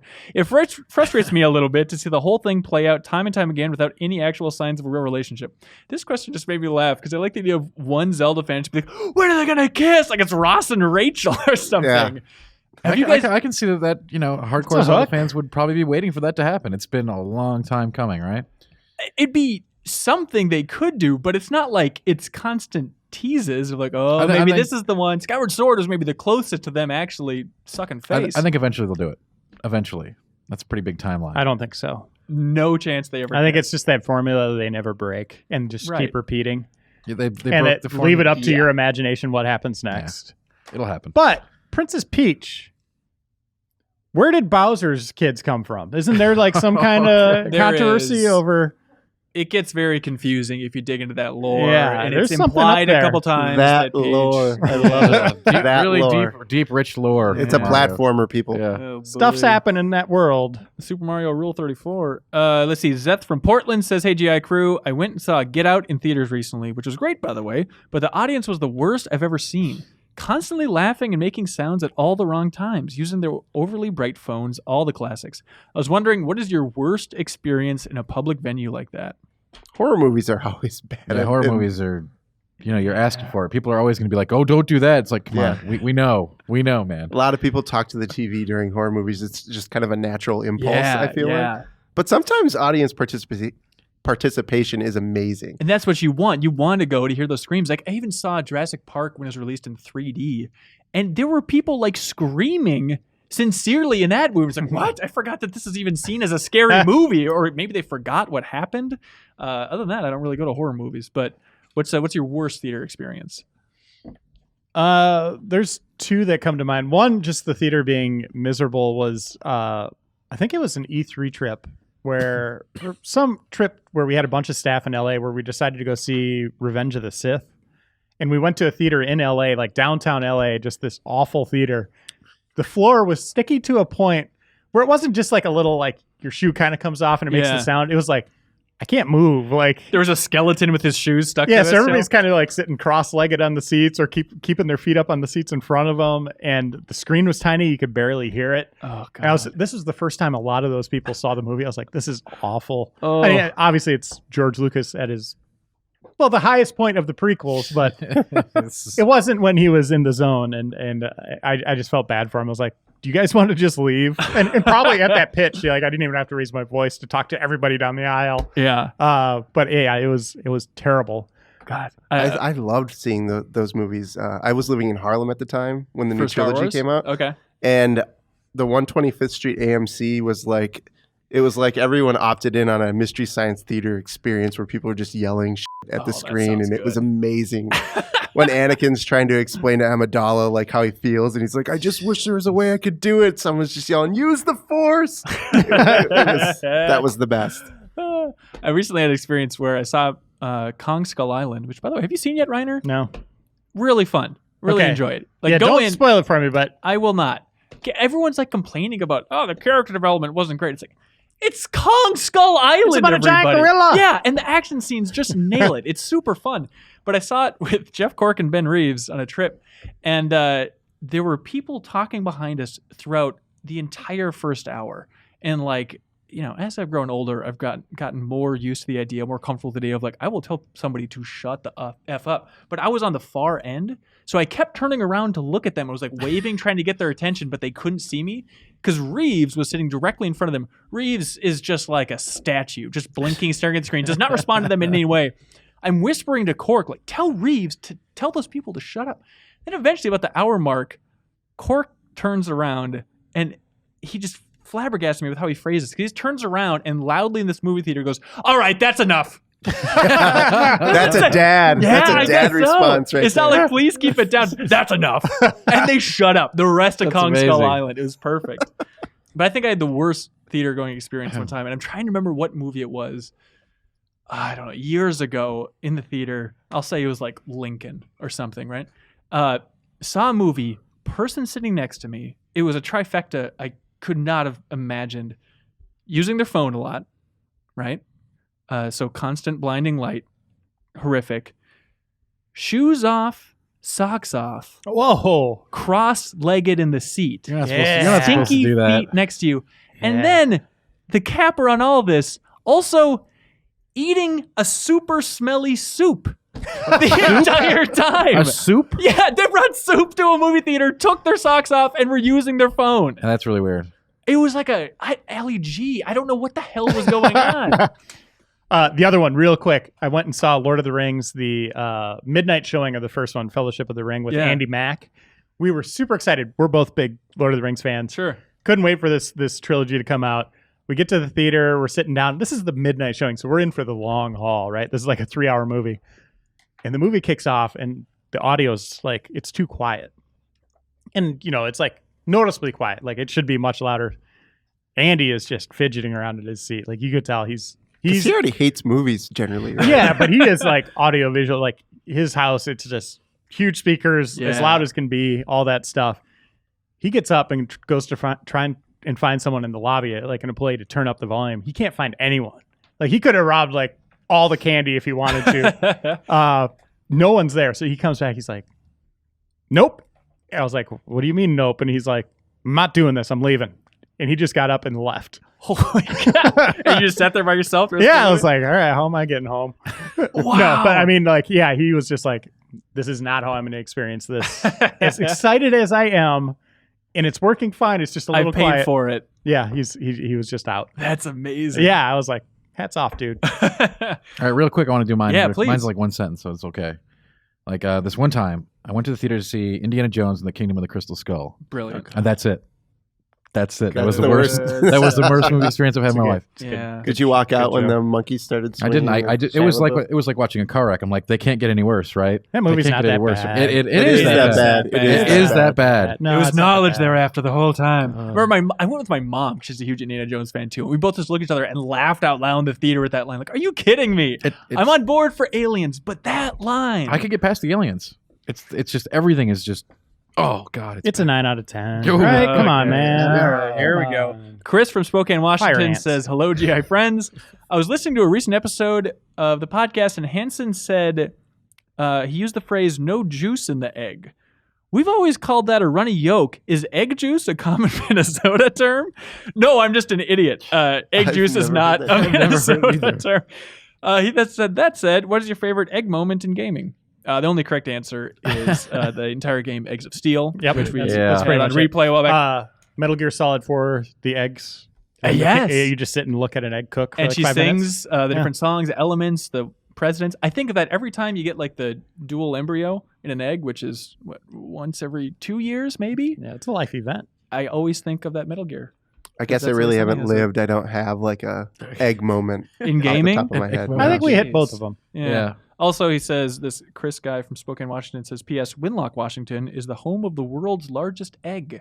I don't know So what that this guy's means. eccentric. I'm gonna really visit is. that place. That was By the good. hang on, Number 3. Hang on, stop. Number You 3. just walked all over Bertz's joke. I know. It was good. Okay. But because I'm excited. We Number didn't 3. need to stop. Number 3. It was fine. Number 3, hatching a 10K egg in Pokemon Go. Always fun. Always fun. Oh, I love those Pidgeys. They're great. Travis from Lino Lakes, Minnesota, has 2 very important questions. Who is the most powerful Force user in the current canonical Star Wars universe? I really love this Current question. canonical. All The right. current Probably canonical. Still say Luke. Wait, but It's got Well, it's Anakin's Anakin. stronger than yeah, Luke, right? It's still Anakin, Yoda. You know, like Oh yeah. they nuked a lot of the powerful Force users from the Right. past and the expanded universe. So there's not a lot left, right? In theory, would R.I.P. it? Kyle Katarn. So sad. What about Mr. Man that everybody thinks Snoke is? could yeah, we be, don't know. but we don't know. No. Plagueis or whatever. Yeah, Plagueis. Wouldn't he Maybe, I don't know. Plagueis would We be the don't strongest, know. right? Because nobody Yeah. else had the power to resurrect. people. Yeah, There we go. don't. Oh, that's We don't true. know though. We'll We see. don't know. Okay. Also, what toppings and type of cheese do you like on your ideal cheeseburger? Are you guys bacon pepper people? jack? They're so far from another. Pepper jack, pickles, mustard. Okay. Yeah. Jalapenos. Okay. Ketchup. That's good. Some bacon on there. Dan, I know, Jalapeno likes his bacon. parlor burger plain. Because Well, that's how, you don't, that's you how don't the mess with the parlor parlor goes. burger. You The don't parlor touch burger it. is the It's a parlor perfect burger. creation. It's a Minnesota thing. Swing on by, everybody. Someone named Nail It wrote in and says, "Hey, podcast. I was wondering if you had any plans to put out another video in the series where you look at a random memory card and use it to make assumptions about the player. Thought this was such a fresh and original look at the life of gamers. Thank you, Nail It. That is at the top of my list whenever I have free time. But You've just been hanging out in pawn shops. yeah, exactly. I do have a PS2 memory card on my desk. I don't All know right. what's on it, so I look forward to doing that again at some point. But I keep filming a lot when we visit studios like Naughty Dog, so I've been editing those videos for Uncharted: It's The Lost busy Legacy. time. Yeah, for sure. Scott Campbell says, "Hey, Ben and friends, how long should a game be on the market before spoilers are fair game?" That's an interesting question. A month. Everybody kind of struggles with that, right? Dantac moves at a different speed. I give than it like a everybody else. year. If you haven't played the game in a 1 year, year. then I'm sorry. Okay. Well, here's That's my personal rule. Okay. the Force Awakens movie. Yeah. Is that fair game now? It's like a month, Oh, right? absolutely. Everything in that movie. You know what? I mean, that's a good example. Think of like on the Lego Force Awakens cover we had, it had Rey with a lightsaber, which would have been Which was a crazy spoiler. And that was Right. the first time that Lucas gave the stamp and seal of approval. Yep. So what was that? Like 3 months? 4 months after the movie came out? 3 months, yeah. So let's go by Lucas's standard. Well, 3 to 4 Lucas's months. standard, you can buy those lightsabers, right when the movie comes out, right? But not And it's it not was- like Rey had a It figure. was spoiled in like the Lego actual Lego set before the movie was even out, right? I don't If think I was- so. Okay. Yeah. By the way, Kevin Smith calls those toilers. For the Spoilers. official I love it. action figure I love it. spoiler That's- See, category. the thing I struggle with then is if it's a trilogy and you know it's a trilogy, do you wait until all three are out, or can you just talk about chapter one? You know, we like can talk about chapter one. We run into struggle. this with cover I struggle. stories a lot. We're writing about a sequel and we have to kind of tell people where the last game left off. And right. a lot of times it's built off of a spoiler plot development. Yeah, yeah. We have that coming up, and I'll keep it ambiguous, but we have another like rapid fire questions thing coming up, and a lot of the jokes are about the ending of the developers an earlier game that they made. And in that context, you don't want to set up, they're like, hey, we're going to spoil the ending to this game because that just completely ruins the joke. But if it's a couple years old, it's all fair game, Yeah. right? Okay. I think so. To a The degree. internet's going to be mad either way, man. It's yeah, cool. that's true. All right, so John Tortomasi says, hey, AGI podcast team, imagine you've just unexpectedly received a vast amount of money, Powerball, inheritance from a long-lost tycoon relative, etc. The point is you can now live comfortably for the remainder of your days. The question is, what do you do? Do you keep working at Game Informer, travel the world, invest in or develop that game project you've always dreamed of? Also, what video game stuff do you buy? Would you guys keep working?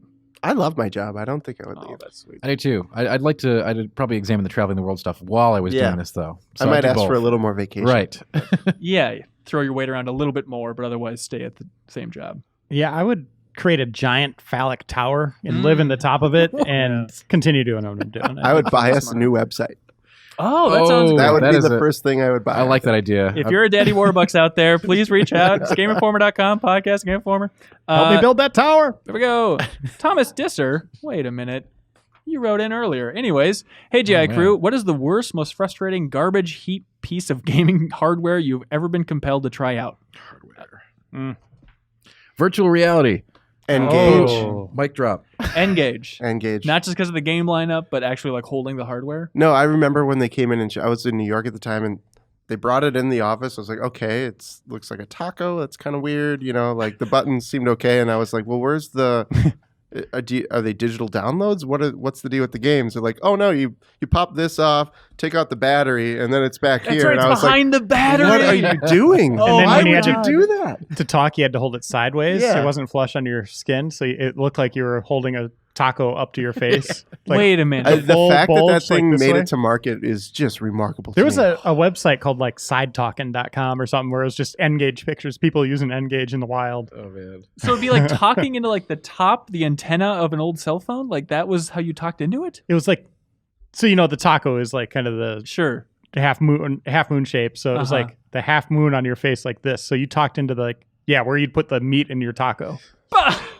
Remember the time that John Romero helped make that Red Faction port for the N-Gage? What a weird time in the industry. Remember they made that Elder Scrolls game for it. Yeah. Yeah, it all came back. Oh, Crash Bandicoot was on there. We should take a look at that thing. I know it's tough for replay, Reiner, but it's somehow, even for filming off screen, we should try it. What about that one time, Reiner, during the Super Replay Showdown, that we had you on that crappy fake skateboard playing Tony Hawk Yeah, that 1 was with the pretty full rough. vibration vest? That was pretty cool though. Jeff really struggled. Yeah, it didn't go well for him. I'm going to go with a modern, like a big AAA, like, or mainstream console. I'm going to say the Xbox Duke controller. That thing sucks. I mean, it worked fine for Halo for the base combat, but those white and black buttons, Very stupid. so hard to locate while you're like playing the game. It never felt comfortable. And they quickly released the new streamlined, slimmed down version, which rightfully so. They needed to do that, but that was a monstrosity of a controller. And that Sony Boomerang, I'm glad they didn't let anyone ever touch that. Yeah. That looked like it was like It was horrible. They must that's have end that. of days right there. I would love to see like Sony headquarters. I bet they have that like in a lobby or in some box locked Probably away not, at this not in point. a lobby, but it's in the closet somewhere for sure. Oh, But God, I that wanna brought feel up it. an immediate red alert, like, what's happening? Everybody, like, this could be it. I They're don't care done. about your Oh, man. emotion They're engine. done. How many rubber ducks you have? Look at that dumb thing. People should not look past the Ouya controller. I know a lot of people listening Oh, have probably it was never bad. touched it, but Yeah. we have them in the office, and still out of curiosity, every once in a while, I'll pick it up and play with it. Unbelievably bad. Oh, it's gross. Dan, do you have anything that comes to mind? No, I said, you said I said VR. VR. There we go. That's right. But I meant Hater. it. All I meant VR? What are you talking I'm about? just we're just gonna generalize it and just be like VR as tech right now. Like because it makes you nauseous? It's just not there. Not there, but is it a Not there is frustrating garbage different, yeah. piece of gaming hardware? All right. So whatever. Pick one of those stupid things, and it's all this. It's. I mean, okay, yeah. I just wanted to take a shot at VR. So Why? Why are you so hostile? hostile towards VR? There it is. What's underneath your hostility, Dan? I don't know. I just because I want it to be good, and it's not right now. What do you want from it? To have good games. Like what? Robo Recall, JV Gwaltney. I hear that is actually amazing, and I am going to try it. It's only 2 hours. Right. The big thing for VR right now is like give us game length games, please. For if you're going to charge us. games. Yeah, Not 50 bucks. demos. Resident Evil 7. I think it's coming. It's coming. What do you guys like? Question of the Oh week. wow, we're here. Whichever one gave Ryan the phallic tower. That's always your answer, Dan. You can't keep going back to it. That was If We Inherited Everything. Guy, it would be amazing, wouldn't it? Yeah, I like the theater question. Okay, you know what? I like that too. I would Yeah. I would have Yeah. cast a vote. We for spent it. a lot of time on that. We did. You're right. That's All right. unique. And that's Zeth from Portland, the old hippy dippy Zeth. All right, congratulations, Emmanuel. We'll ship you out something real nice. And for the rest of you, oh yes, Reiner. I have another terrible theater moment, and it ties into games. Please. It was sitting in the theater for Nintendo's press conference when they announced Wii Music, Oh God. and seeing Robbie the Drums. greatest game creator of all time, Shigeru Miyamoto, up there playing Invisible Flute. He's It was having a good time. awful. The old I mean, invisible everybody, flute. you're just looking around. Everybody's looking around like, this is happening. I seriously Bert's- thought I was on LSD. or Burks something. texted me. Use He's like, the force. did I take shrooms or something beforehand? It's like, I don't know what's happening. I guess that counts. Awful. That counts. All right, everybody else, stay tuned. We're going to have a hot panel talking about Breath of the Wild, so stay tuned, and we'll see what developers think of this hot new Zelda game. So stay tuned for that.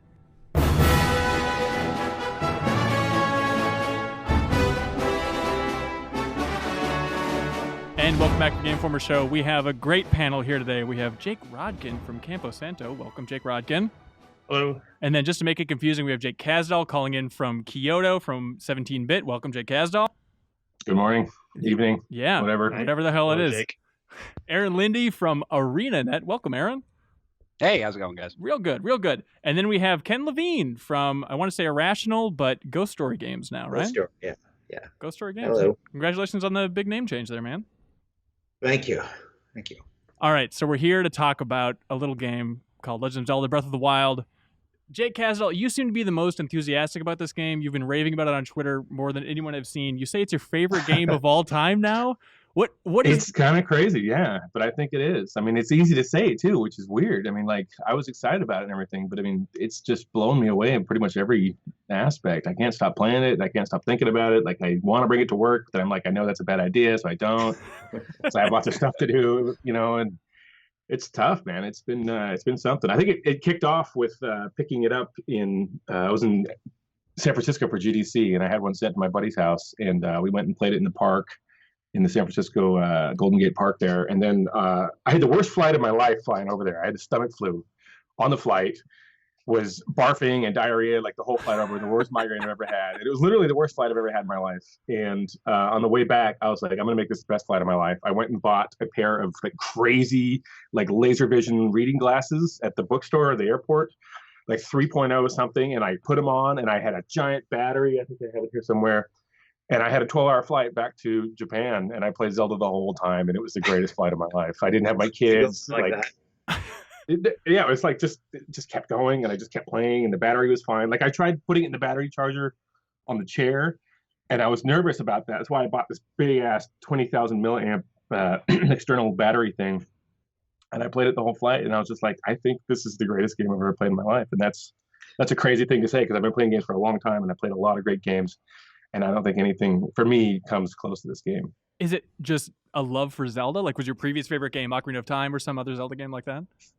I would argue the first Zelda is probably the most influential game of my life. I'm actually wearing my Sweet King of Games Zelda shirt right now. Nice. It's very nice. I have a lot of Zelda merchandise around here. And I do love the Zelda games, although, I'll have to admit the last couple haven't quite hooked me as much as I would have liked. I think it's just...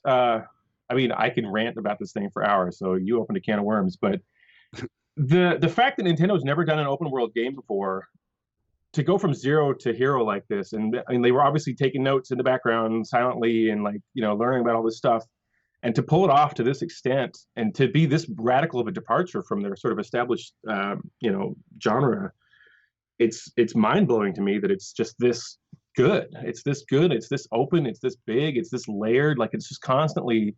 Like layers of onions is peeling back. Like I'm trying not to look anything online. I'm not watching any of the videos yet, like all the making of this stuff they were talking about at GDC. I've just been like, no, I don't want to know anything. Like I know I'm doing a bunch of stuff wrong. I don't care. I'm just running around having a good time. I'm going on all these crazy little adventures, and I'm learning about this world just like a beautiful piece of onion skin by piece of onion skin, and it's just like so dense and so layered and so interesting. And I'm like, when have I had this much fun playing a game? I don't know. I can't think of a time. I'm actually similar in that. It's been a long time, I think, since. Well, okay, I'm at this point a total video game baby. If I play a game and it gets way too hard or frustrating, or I don't advance, I am a total wimp who just goes on the internet and eventually caves and looks it up. And this is the first game in probably years that I've not only not done that, but I don't think that I've even felt the instinct to do it. Like we were having a conversation in the office today about what is and isn't in this game and what people have and haven't found and where people think things are and where people think pieces of the game might lead. And I realized that I have not had a conversation like that about a game in a long time. That's a good feeling. Why don't you want to look things up? We go into the work in the morning, people are like, how far are you? Like, I'm like, I don't know. Like, how do you even judge that? You're like, you're 36% complete. We're talking about that. We're like, how far are you? It's like, I don't know. Just like run around doing a bunch of crazy shit. They're like, yeah, me too. I'm like, I don't really know. It's fine. Yeah, Aaron, how many hours have you put in the game at this point? I wish my Switch had a counter because I have no idea. Does the Switch have a counter? I don't believe it does. I haven't found one. I've looked because I'm curious because a lot. Something about it being in there somewhere. I don't know. Okay. Well, I'm gonna have to dig further because I'm quite curious because like it's consuming me. It's I was talking to a friend the other day, and like the closest thing that I can describe, the closest way that I can think to describe it is infatuation. Like that sort of like, I am so in love with X person. I'm thinking about them all the time.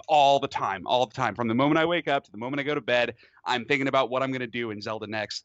And it's going back to what Jake was saying, like, yeah, the last couple of Zeldas didn't grab me either. And those are also not games that people ever told stories about. Like, I never remember hearing anybody ever say, like, do you remember doing this? Like, did you try this thing? Did you try this thing? Did you see this?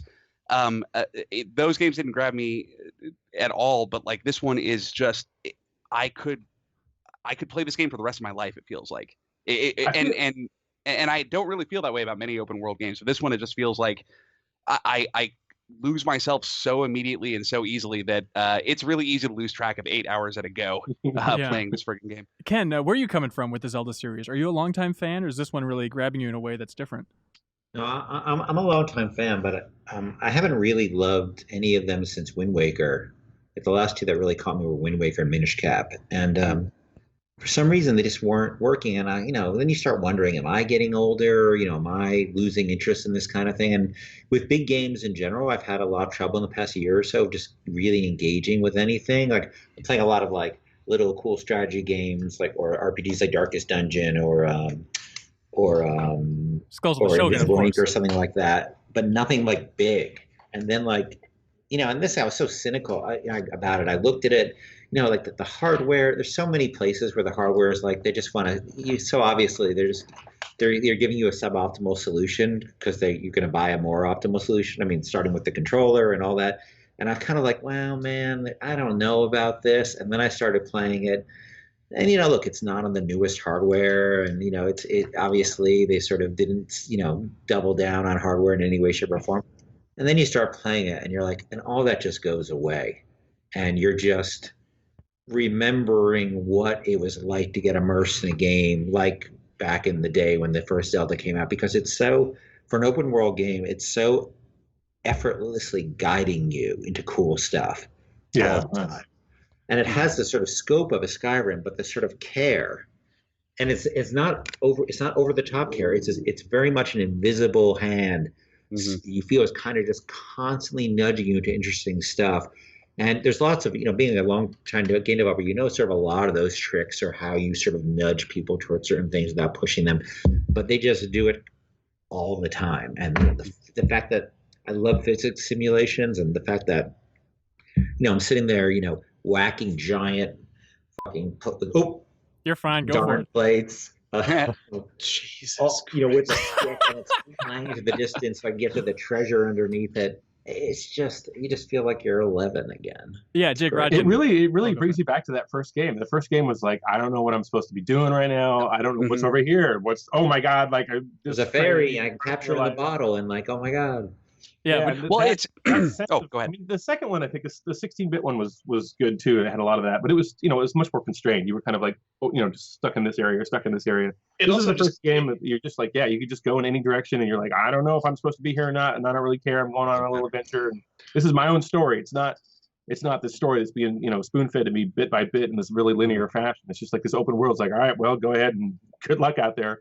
Yeah, it really drives home how many games since Zelda 2, I guess, have just increasingly codified the formula. Like, it feels like, I mean, I think a lot of us just in the last 10 minutes have talked about sort of falling off the last couple of them. And it seems like they made the decision to take the Zelda formula, especially like from Ocarina of Time, and just add and add and add. I mean, Wind Waker did not. Wind Waker mixed it up a bunch, but the sort of feeling of, okay, first I'm going to get the boomerang, then I'm going to get the bombs, then I'm eventually going to get the hook shot, to the point that like you had played most Zelda games before you'd played them. And I don't know. It's I didn't get very far into Skyward Sword because that was the point at which, and that's a gorgeous game. Everything I've seen of that game is absolutely stunning. But my problem with Skyward Sword was I had gone through the longest introduction segment of a game that I had of a Zelda game that I had played up until that point. And they get lengthier and lengthier every single time. And got to that first forest before the first dungeon, where a bunch of adorable tree folk asked me to go on a hide and seek quest before I could even go to the first dungeon. That was it for me. Yeah. I just for the first time in my life, I set down a mainline Zelda title. I couldn't believe it, and it was to no end of joy to me that the tutorial section of the game, or rather the preamble, I guess is a better way to put it, of Breath of the Wild is like 3 minutes before you're just tossed headlong into it. Walk out of this cave and then game begins. Yeah. It's the first Zelda game that has the confidence not to try to control the flow. Yeah, confidence, restraint. Like it's so much more than, and I love Nintendo. I will love Nintendo until the day I die, to the deepest reaches of my heart. but I never expected them to be this bold and this brave. Not ever. And I Yeah, me certainly too. didn't expect them to stick the goddamn landing on their first try. Like they're like, oh my, that's ridiculous.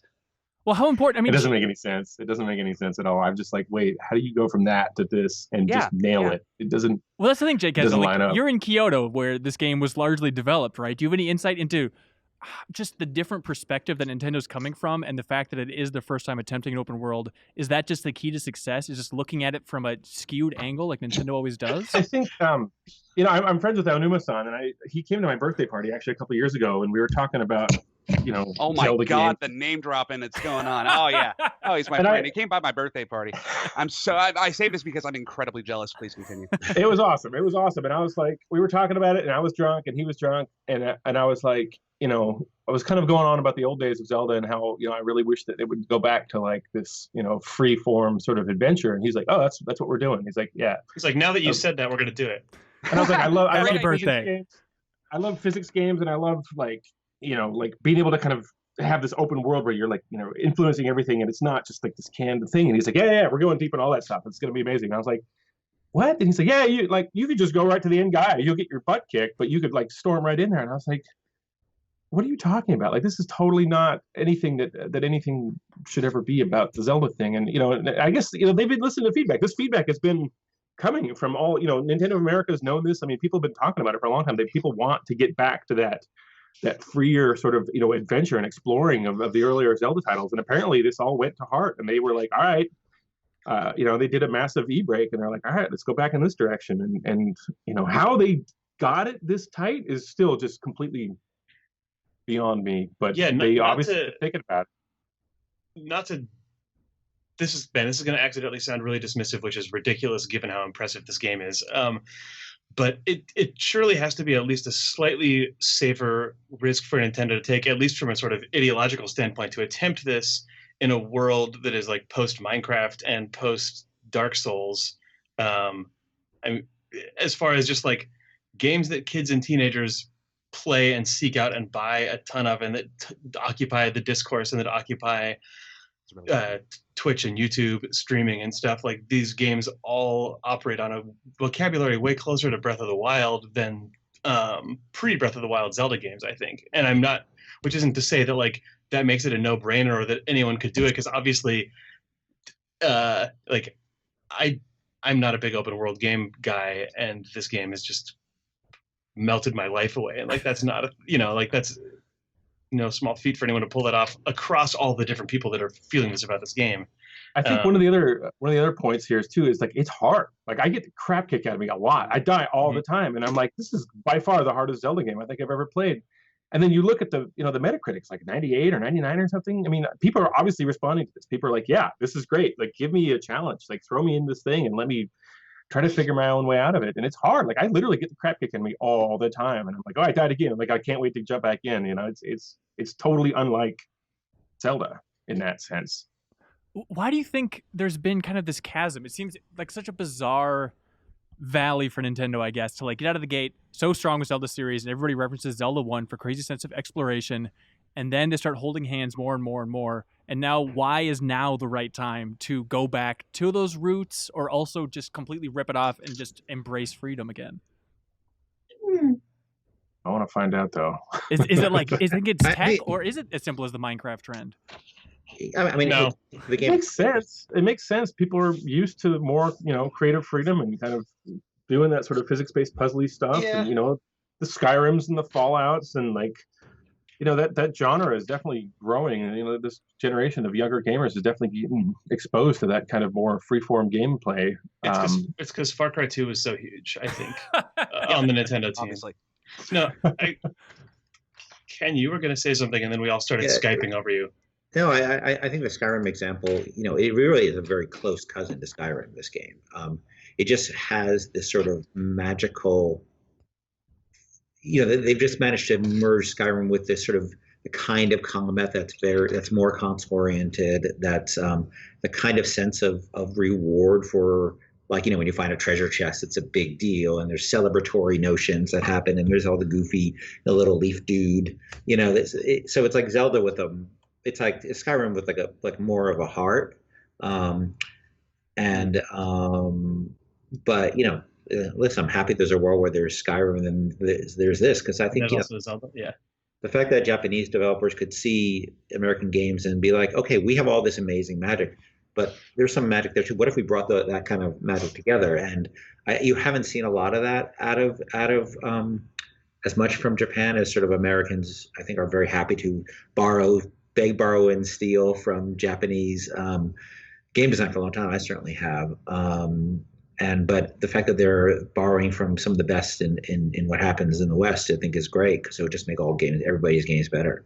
That's actually a trend that I think has been popping up in the last year with all these big franchises. Like if you look at Breath of the Wild and Resident Evil 7, which totally pulls from like Western first-person shooter and horror stuff, and Metal Gear 5, which also has a lot of sort of surprising emergent systems and a lot of physics-based stuff. And there's one thing. It's cool to see that that's been happening. That Jake brought up about the beginning, which I would very much agree with. The Japanese games often had very protracted beginnings before you actually got to the gameplay. And personally, I always found that unbearable because I really like gameplay. And so the fact that, like, that's when I gave up on the previous Zelda game too. It's just like you're doing all this sort of linear stuff, and I just want to go explore the world. And they really this time they're just like, have at it, dude. Yeah, I remember when I got to the top of the plateau, the first time I was going to jump off, and I was just looking everywhere. I'm like, I have no idea where I should go. I just sat there like stunned, just like frozen, just like, how about that way? And I just jumped down, and you jump into it, and you just start living and exploring and freaking out and like not knowing what you're doing, not knowing where you're supposed to go, and it was an amazing feeling. It was so good. Well, and one of the most fascinating things about that part specifically for me was that, like, I think the moment that I agree with a lot of the sentiment that's been expressed is that in that I'm not. I've diminished on open world games, especially in recent years. It's not because they're bad, but because I've just been kind of exhausted because we've been inundated. But there's a promise made by that plateau area and your first ascent from it that I've never felt in any other open world game, which was that this game will deliver something interesting no matter which direction you head in and no matter which interest you pursue. And I think a lot of games have promised that as back of the box copy, but this is the first open world game that has actually delivered consistent. Like I'm never worried about being bored or feeling like I'm not spending my time in an effective or productive way. That has never been a concern across 50 hours of gameplay, and I can't say that about any other open world game, but certainly any other open gameplay kind of experience game in any respect. Well, I think coming back to what Ken said about the sort of borrowing from American game design and the open world stuff, what they did, and I've been thinking about this a lot lately. Every other open world, you think about Fallout or Skyrim or any of these bigger kind of worlds, the Far Cry's and stuff. The world is kind of static when you look out at it, right? This one has they are the masters of the hot dogs. Like they've got there's a point of interest there. There's a point of interest there. Like no game has such sweeping vistas in every direction, like all the time. And there's like crazy shit going on, like some giant thing climbing the mountain. You're like, what is that? Yeah. What is that thing over there? Like you can see these things flying around. Like the world is alive, and it's like, hey, come check out all this cool stuff that's in all these different directions.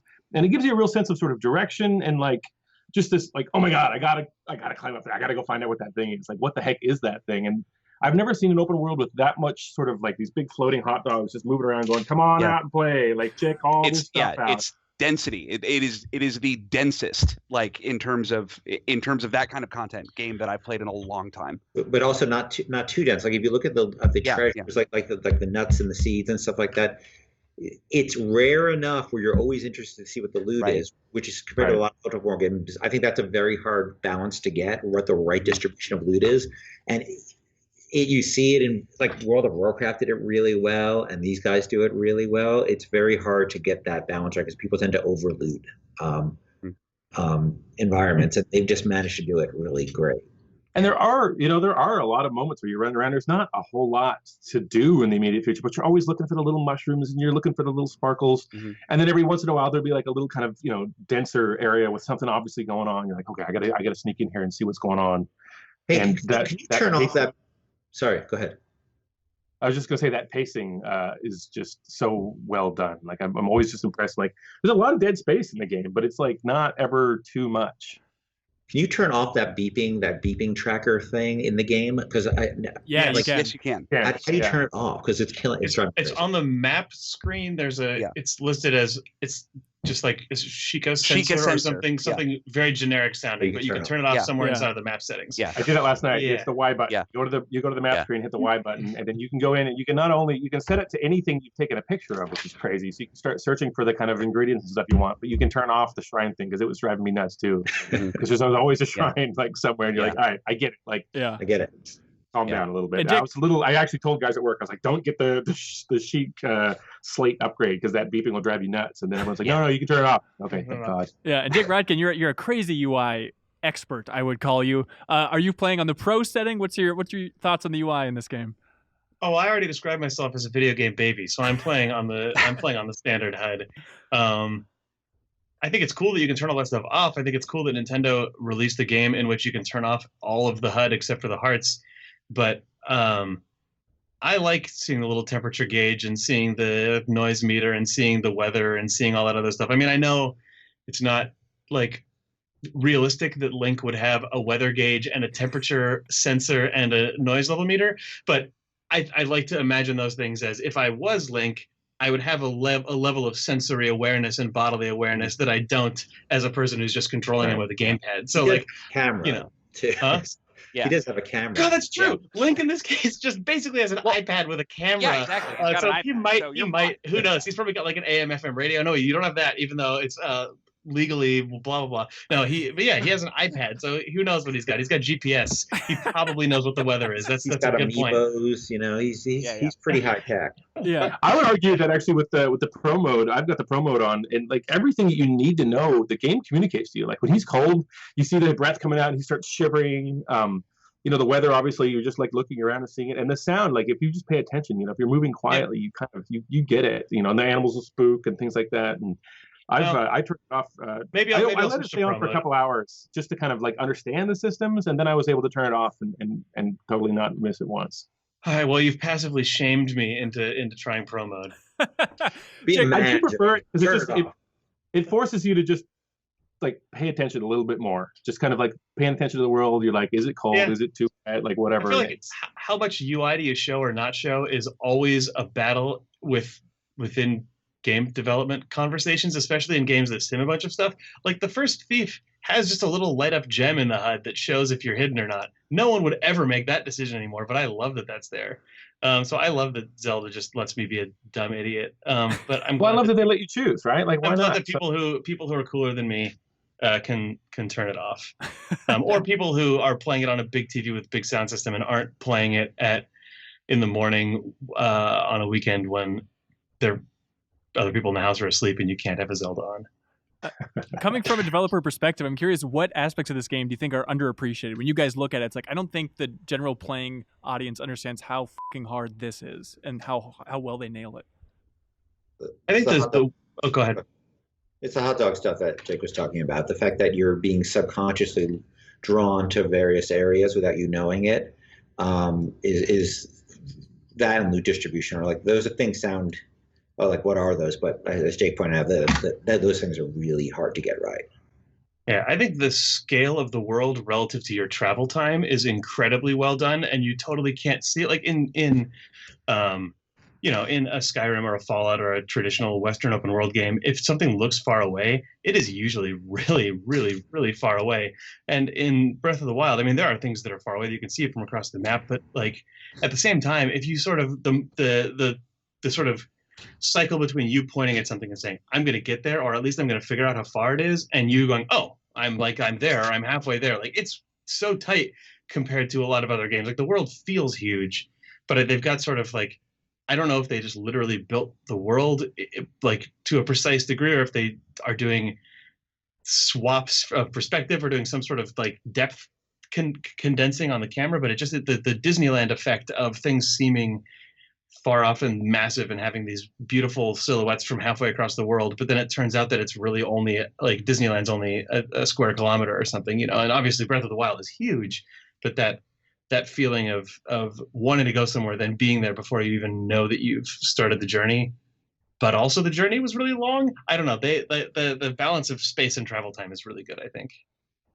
I love how there's you're heading for something and you get distracted, right? It's just like that classic case of like, oh, I'm almost going there. I'm going to take this path. But wait, what's right up here? Like, I may as well run up here. And then this leads to this and this and this and a half an hour. And you're like, that feeling when you're high up here and you see something like way off in the distance, and then there's sort of the interleaving mountain ranges, and you know that means there's a crazy S curve, which means that either if you walk the S curve, you're going to get distracted by a bunch of stuff, or you're going to try to climb over the mountains and you're going to get your butt kicked by some weird thing. And yeah, they did a good job on that. Actually, also, one of the things I've been thinking about too is one of the most interesting things to me is the fact that walls aren't a barrier anymore. Like, it's such a crazy thing that there's no such thing as like a hard stop in this game. Like, you can get a bunch of stamina potions and climb to the top of the tallest thing, and you can literally float for forever. The combination of climb everything plus hang glide, no matter where you want to go, is insane. I mean, like, people like, there's walls in Skyrim, but at the same time, you can kind of like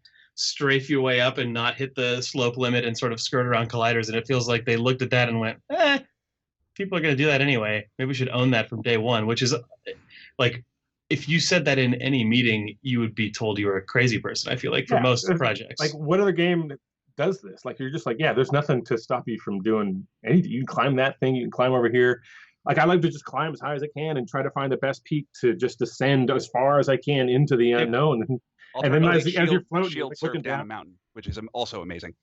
I haven't done that yet. I don't even know. Oh my god, do it! Oh my god, climb to the tallest peak and then surf down. It's amazing. How do you do it?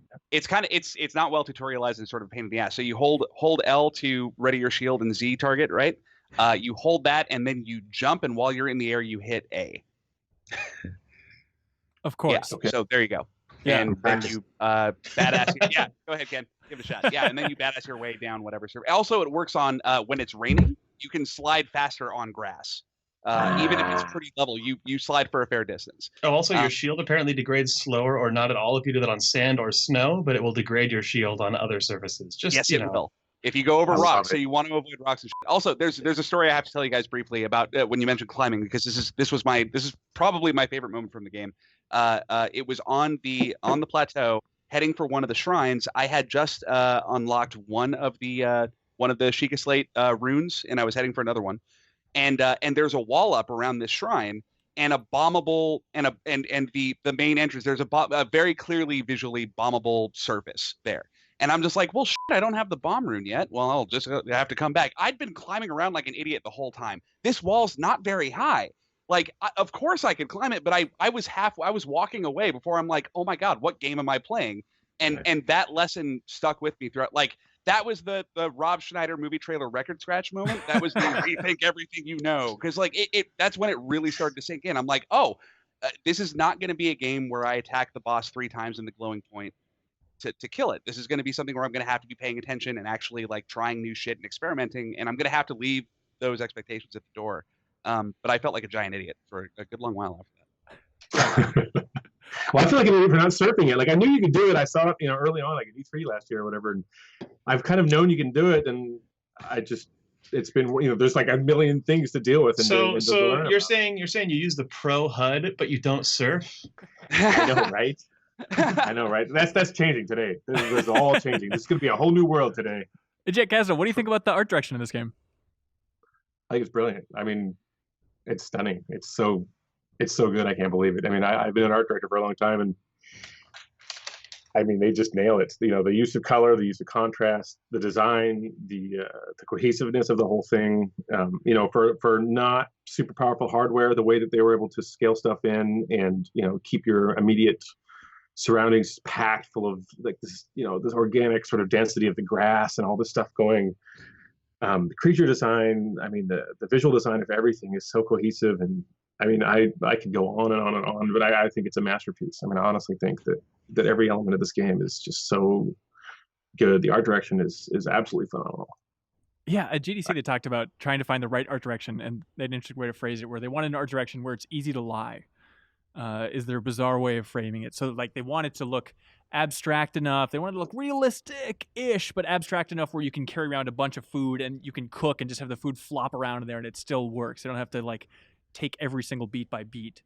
Yeah, they said realistic enough that players could understand the physical properties of the world were consistent, but stylized enough that they could cheat a bunch of things in abstract out representation. Yeah, they talked about starting it with Wind Waker as their starting point for this game, actually, and then going, this doesn't actually make sense with real physics at all. So then they had to normal it up a little bit. Which talk are you talking about? It was their big 90-minute GDC talk. I'm like dying to watch that, but I don't want to watch it yet because I'm afraid they're gonna spoil. Oh, they don't spoil anything. Don't worry. They really don't. No, they show like some unique things that you never think about. I think in that, like, they show a couple like sort of ways you can manipulate physics to achieve arbitrary ends of the world. But the biggest spoiler is like a shot of the castle with Ganon circling around it that you can see from the spawn point of the game, and even that they pixelate out. So you're probably fine on spoiler aversion. Good. We've been talking about it. Me and a bunch of friends are like, yeah, we got to watch this thing. I'm dying to watch it, but I don't want to watch it now because they're probably going to say some cool thing that I want to, unearth on my own. But that's good to know because I'm just dying to watch it. Yeah, they give away little gameplay things, just like fun, quirky things. Like I didn't even think about it, but apparently you can like drop a sword, then use magnesis on that sword and chuck it towards enemies just as the lightning's about to strike it, and it'll take the enemies out. Or the idea that you can use stasis on a giant boulder, hit the hell out of it, and then climb onto the boulder, and it'll then rocket you through an environment. I saw that one on Twitter, and I was like, what? And then the one where the guy was carrying the chicken and lets that big guy smack him with the chicken, and those sea of chickens attack the monster. I was just like, oh. Yeah, that emergent gameplay stuff, like that's my bread and butter, man. I love that stuff. It's so fun when you make your own way through the world. You're not doing it the way the designer set it up. You're kind of understanding the rules of the world and being able to adapt and use those rules to your own ends is just absolutely fantastic game. Weaponizing the Zelda chickens was like the surprisingly good thing. So it just makes you wonder how much more stuff is in here that I haven't seen yet. How much more of these weird little twerky things can you do that I have no idea? And that's why I'm so like adamant. Like when we're talking at work, I'm like no spoilers. Like don't tell me really too much what you did. People start talking. I'm like I'm gonna find that myself. I know it's so early. This game just came out not that long ago. But do you guys have any sense of, I don't know, the impact it's going to have on the industry? Is there any world where you think about like, oh, maybe it pushes us more in this direction, or maybe I should incorporate these ideas more in the next game I make? I think the reception alone is obviously going to let Nintendo know they're on the right track. Yeah. I think people are receiving this game in a way that they haven't seen in, maybe ever. And I'm hoping they do more. I was like taking a walk through the woods the other day with some friends, and I was just like fantasizing about what if they did another Super Metroid make with this engine, like this, tune shading, everything. Like you could do the most amazing Metroid third person with the same engine, and it could be just as hardcore and big and weird and strange and beautiful and physics driven. And I was just like, oh God, please Nintendo, please. Yeah. How often Oh, go ahead. Oh, I was just gonna say, like, I'm still trying to wrap my head around what it's like, what kind of impact it's gonna have on the rest of the industry. But the thing going off of that, the thing I'm most curious about is how it's gonna impact Nintendo, because again, huge Nintendo fan, but they've certainly established a formula and stuck to it. And I just want it. This is a Nintendo I'm not familiar with. Like. Nintendo hasn't surprised me in a long time in this way. I want Nintendo to keep surprising me, and I'm like really curious as to what they're going to do. Anytime anybody says the word Metroid, I lose my mind with agony because I know I'm never going to see another one again. But God willing, they'll see this and they'll just say like, okay, yeah, let's try this a little bit more. Let's take this in more adventurous directions. Let's push. They can make these games as long as they want. Like they could make Breath of the Wild over and over. I don't care. Just I want more of that, Nintendo. So one thing I heard was that they, over the last 6 months or a long stretch towards the end of development, they would take they would work for 2 weeks, and then everybody on the team, like hundreds of people, would take the game for 2 weeks and just play it from start to finish every month. And then they would just get all this feedback, and they would find all the weird bugs and stuff like that, and they just kept hammering at it at a scale that a lot of studios could never afford. To make sure that it's bulletproof. I mean, have any of you guys noticed any weird bugs or glitches or gotten stuck in the geometry or anything ever? Like I never have had a problem like that yet. It's like, a super cohesive world for how big of an open world it is. Like you can see little level of detail things pop in way in the distance, but as far as just like you roll through places and there's never like, oh, whoops, there was actually a house there that hadn't streamed in all the way before I stood next or to like it. Or like rock that's like not placed on the ground. Yeah, there's like hovering a little bit or anything. No, nothing. I don't know. I mean, I guess hundreds of hours of playtesting can do that for you, but it does. Seeing other open world games and seeing how many of those things kind of slip by, and to see none of that in this game is just like. There's got to be one. There's got to be one somewhere. So what is it? Is it just iteration? I mean, is that the Nintendo magic that we all can put our finger on? It's a bunch of things. It's iteration. It's making sure you're making the right choices about like object density and scale and things like that. But when you have a simulation, they really commit to the simulation in every aspect. Whether it's fire or how you fly around or how your shield works in that function. Simulational elements are very, very hard to bug test, are very hard to QA, and Nintendo games earlier would like if you look at most of their games don't traditionally have a lot of simulational elements. They're almost all entirely emulated, and it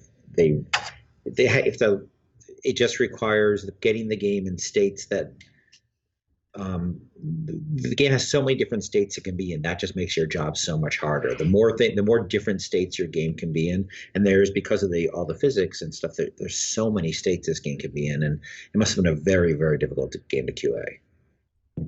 Yeah, I know these kept hundreds of hours. Yeah. I know in interviews, Miyamoto even said that he'd knock on the door and check it out every once in a while and still just be stunned. Like, you're still working on this? You're just fine-tuning the physics that much? Like, this is going to be a disaster. This game's never going to come out. It turns out it took a hell of a long time, but they seem to It took a long time. Was it 5 years or 7? I mean, I think someone said it was a long time. Physics is tricky. Physics is really tricky. I remember we did a demo of the Big Daddy the first time. And if you hit him the wrong way, and this is the demo, he would turn into a super ball and start bouncing around like off the surfaces wildly. But Joe Falstick, who was running the demo, had a really good sense for when it was going to happen, and he would just look in the opposite direction. We were just pretending it never happened. We fixed that bug by the time we launched, but that was, we didn't have that anything near the scale of physics objects that they have in that game. Yeah, Ken, do you think this has changed your mind about what's possible in the industry or in the open world genre? I know you're exploring some more freeform games in the future. Has it had an impact on you in that field? No, it is. They're building upon a lot of work a lot of other people have done, but they brought their whatever that ineffable Nintendo quality is. They've brought that to this, and they've sort of said, "Yeah, okay, we're on the scene, and not only that, we're going to do it better than pretty much anybody has ever done it for our first time out." And I had, frankly, there's a lot of things about Nintendo that sort of been losing me. The games seem to be skewing a little younger, or maybe I'm just getting older, and they haven't been. A game with a lot, simulational games just didn't seem to be in their field. And one of my favorite game Nintendo had was Mario 64, because that was actually a game that for the time was highly about exploration and simulation. And that's why I love that game better than any other Mario game ever, because it was so bold. And I feel this way, as I think Aaron said, I want to see what I want to see them build on this work. And it completely revitalizes my interest in what they do. It's just so crazy to have a game that's coming in a long series of one of the most revered game series of all time, and to have a game come out in that series that makes every other entry in that series just look laughable at this point. Like, how often can a game company do that? It doesn't. Yeah, I mean, this is their bread and butter, and they took this chance and they just nailed it. And then, maybe that's why it took so long. Maybe someone was like, listen, if we're going to do this, we got to nail it. We have to just, see it through and make sure that it's perfect. I'm hoping and assuming that after all this work they put into this engine and all this discovery they've made, through all these years of working on this thing, that they probably come away with a lot of takeaways, and they're like, all right, like, we can own this now. We've put in the legwork to sort of have this thing as something that we can build off of. I mean, there's no way they're going to just go back now. Totally. They've picked up so much, and they've got this engine, and it's the brand new generation. The console generation just started for them, and they already have this amazing engine that they've been working. I mean, they basically skipped a generation of Zelda, really, right? I mean, the Wii U just didn't have a native Zelda, so I'm hoping and assuming that they're going to just build off this, and again, judging from the response, being like, wow, this is our best received game kind of ever since Ocarina of Time. That they'll just keep diving in this direction. So hopefully it won't take another 7 years or whatever till the next one. But I remember hearing about, this is just a quick Nintendo story. I remember hearing about, I've been a big Mario RPG fan for years and years, big Paper Mario fan. When Sticker Star came out, and it had virtually none of the gameplay that I so adored from the previous games, and I just was completely disappointed by it. I was like, well, that sucks. And I remember seeing after the fact, somebody from Nintendo, and I can't remember if it was Miyamoto or somebody, but they specifically pointed out that it was the surveys that were distributed alongside that you used to get the coins or whatever for the Nintendo Club. based on that, they decided, one, that they would probably pull back on story because that people said they really didn't care, and two, that was that those RPG elements were not part of what made that experience great. And I'm like, okay, when I fill those things out for the stupid play coin so I can get my Nintendo calendar or whatever, I think maybe about a millisecond before I just click all the way down the thing. It's like, where'd you hear about this? I don't know, from my mom in a magazine and something else. And that they were taking cues from that in making big design decisions based on that frightened me, because that made me a little worried about the future of Nintendo, because I'm like, are they that rudderless at this point that's where they're taking their cues? And again, I'm not ripping on Nintendo, huge fan, but my faith is back now because they found their balls again, and I love that about them. I want to see them be fearless that way. Yeah, I mean, it's a combination of confidence and, in theory, just drilling down what people are saying. I think Jake Rodkin on your Idle Thumbs podcast, you guys put it really well, where you said that in this game, in Breath of the Wild, it captures what you thought you were doing in every other Zelda game. You know, when I played it at E3 last year, and I kind of snuck in on a press appointment with another friend, and I found a back corner where there was an empty booth, and like there was no playing for a while, and I didn't get busted. I played for like an hour, and I was just like, this game doesn't make any sense. I mean, for me to describe like my perfect game, I would say something along the lines of like, you know, basically take an 80s sort of Ghibli film like Laputa or Nausicaa or something like that. Take the original Zelda, like the spirit of the original Zelda, in all that adventuring and kind of the open world and like all these mysteries and all this kind of stuff. And then to take like the open world stuff that I love out of like the GTA games and Skyrims and stuff like that, and kind of shove it all together in a really physics-driven thing with good AI and, you know, just like complete emergent systems and a lot of agency on the player's part, and just smash that all together. Like that would be my perfect game. And I was literally like, well, they did it. I don't even. And that was like a peek into this world, right? That was like a little tiny thing. Like, wow, this is actually going to be really cool. Like, I'm actually really excited about the new Zelda. Not having any idea that it was going to absolutely floor me and just blow me away and like nail it out of the park on almost every count. I mean, I have a couple of little tiny nitpicky things. Like I think there could be a little bit more music actually. And it's a really weird to me that the weapons break after like 5 uses. I'm like, who the hell's going to win a war with a sword you can swing 5 times? I get it, you know. But other than that, it's like, God damn close to a perfect game for me. I mean, it's just, I can't even believe they made it. I still just like, I played it late at night. And I'm just like, how did this game get made? Like, what happened here? What happened here? All right, anything else you guys definitely want to get off your chest about Breath of the Wild before we let you go? It's really good. It's best thing ever. Hang on, it's the game that invites hyperbole for a good reason. Yeah, there was. I mean, a bunch of people on Twitter were like, "I think this is my favorite game ever," and I'm like, "Yeah, it's pretty easy for me to just say that." I think it might be mine too. Yeah. I mean, I was thinking about it. It's the most bold game maybe since Super Mario Galaxy, and then you think about that, and even like that twist on the Mario formula, it doesn't even compare really. So like, you jump in a different way. I'm actually going online looking for specific amiibos. This is how bad. Oh, that's and I'm like, I don't find this horse dude. And now they're all sold out. I'm like, well, I don't know, $73 isn't bad. Maybe I could get that Toon Link. It's not bad. Oh man, aftermarket amiibo action.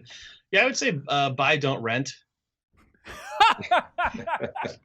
Great. Hey, thanks a lot, Rock. I really appreciate it. Cool. No, hey, thank you so much for your time. Really appreciate all your guys' input. And we hope to talk to you again in the future. And thank you so much for watching or listening to this episode of the Game Informer Show. Be sure to stay tuned next Thursday for the next episode. Bye, everybody.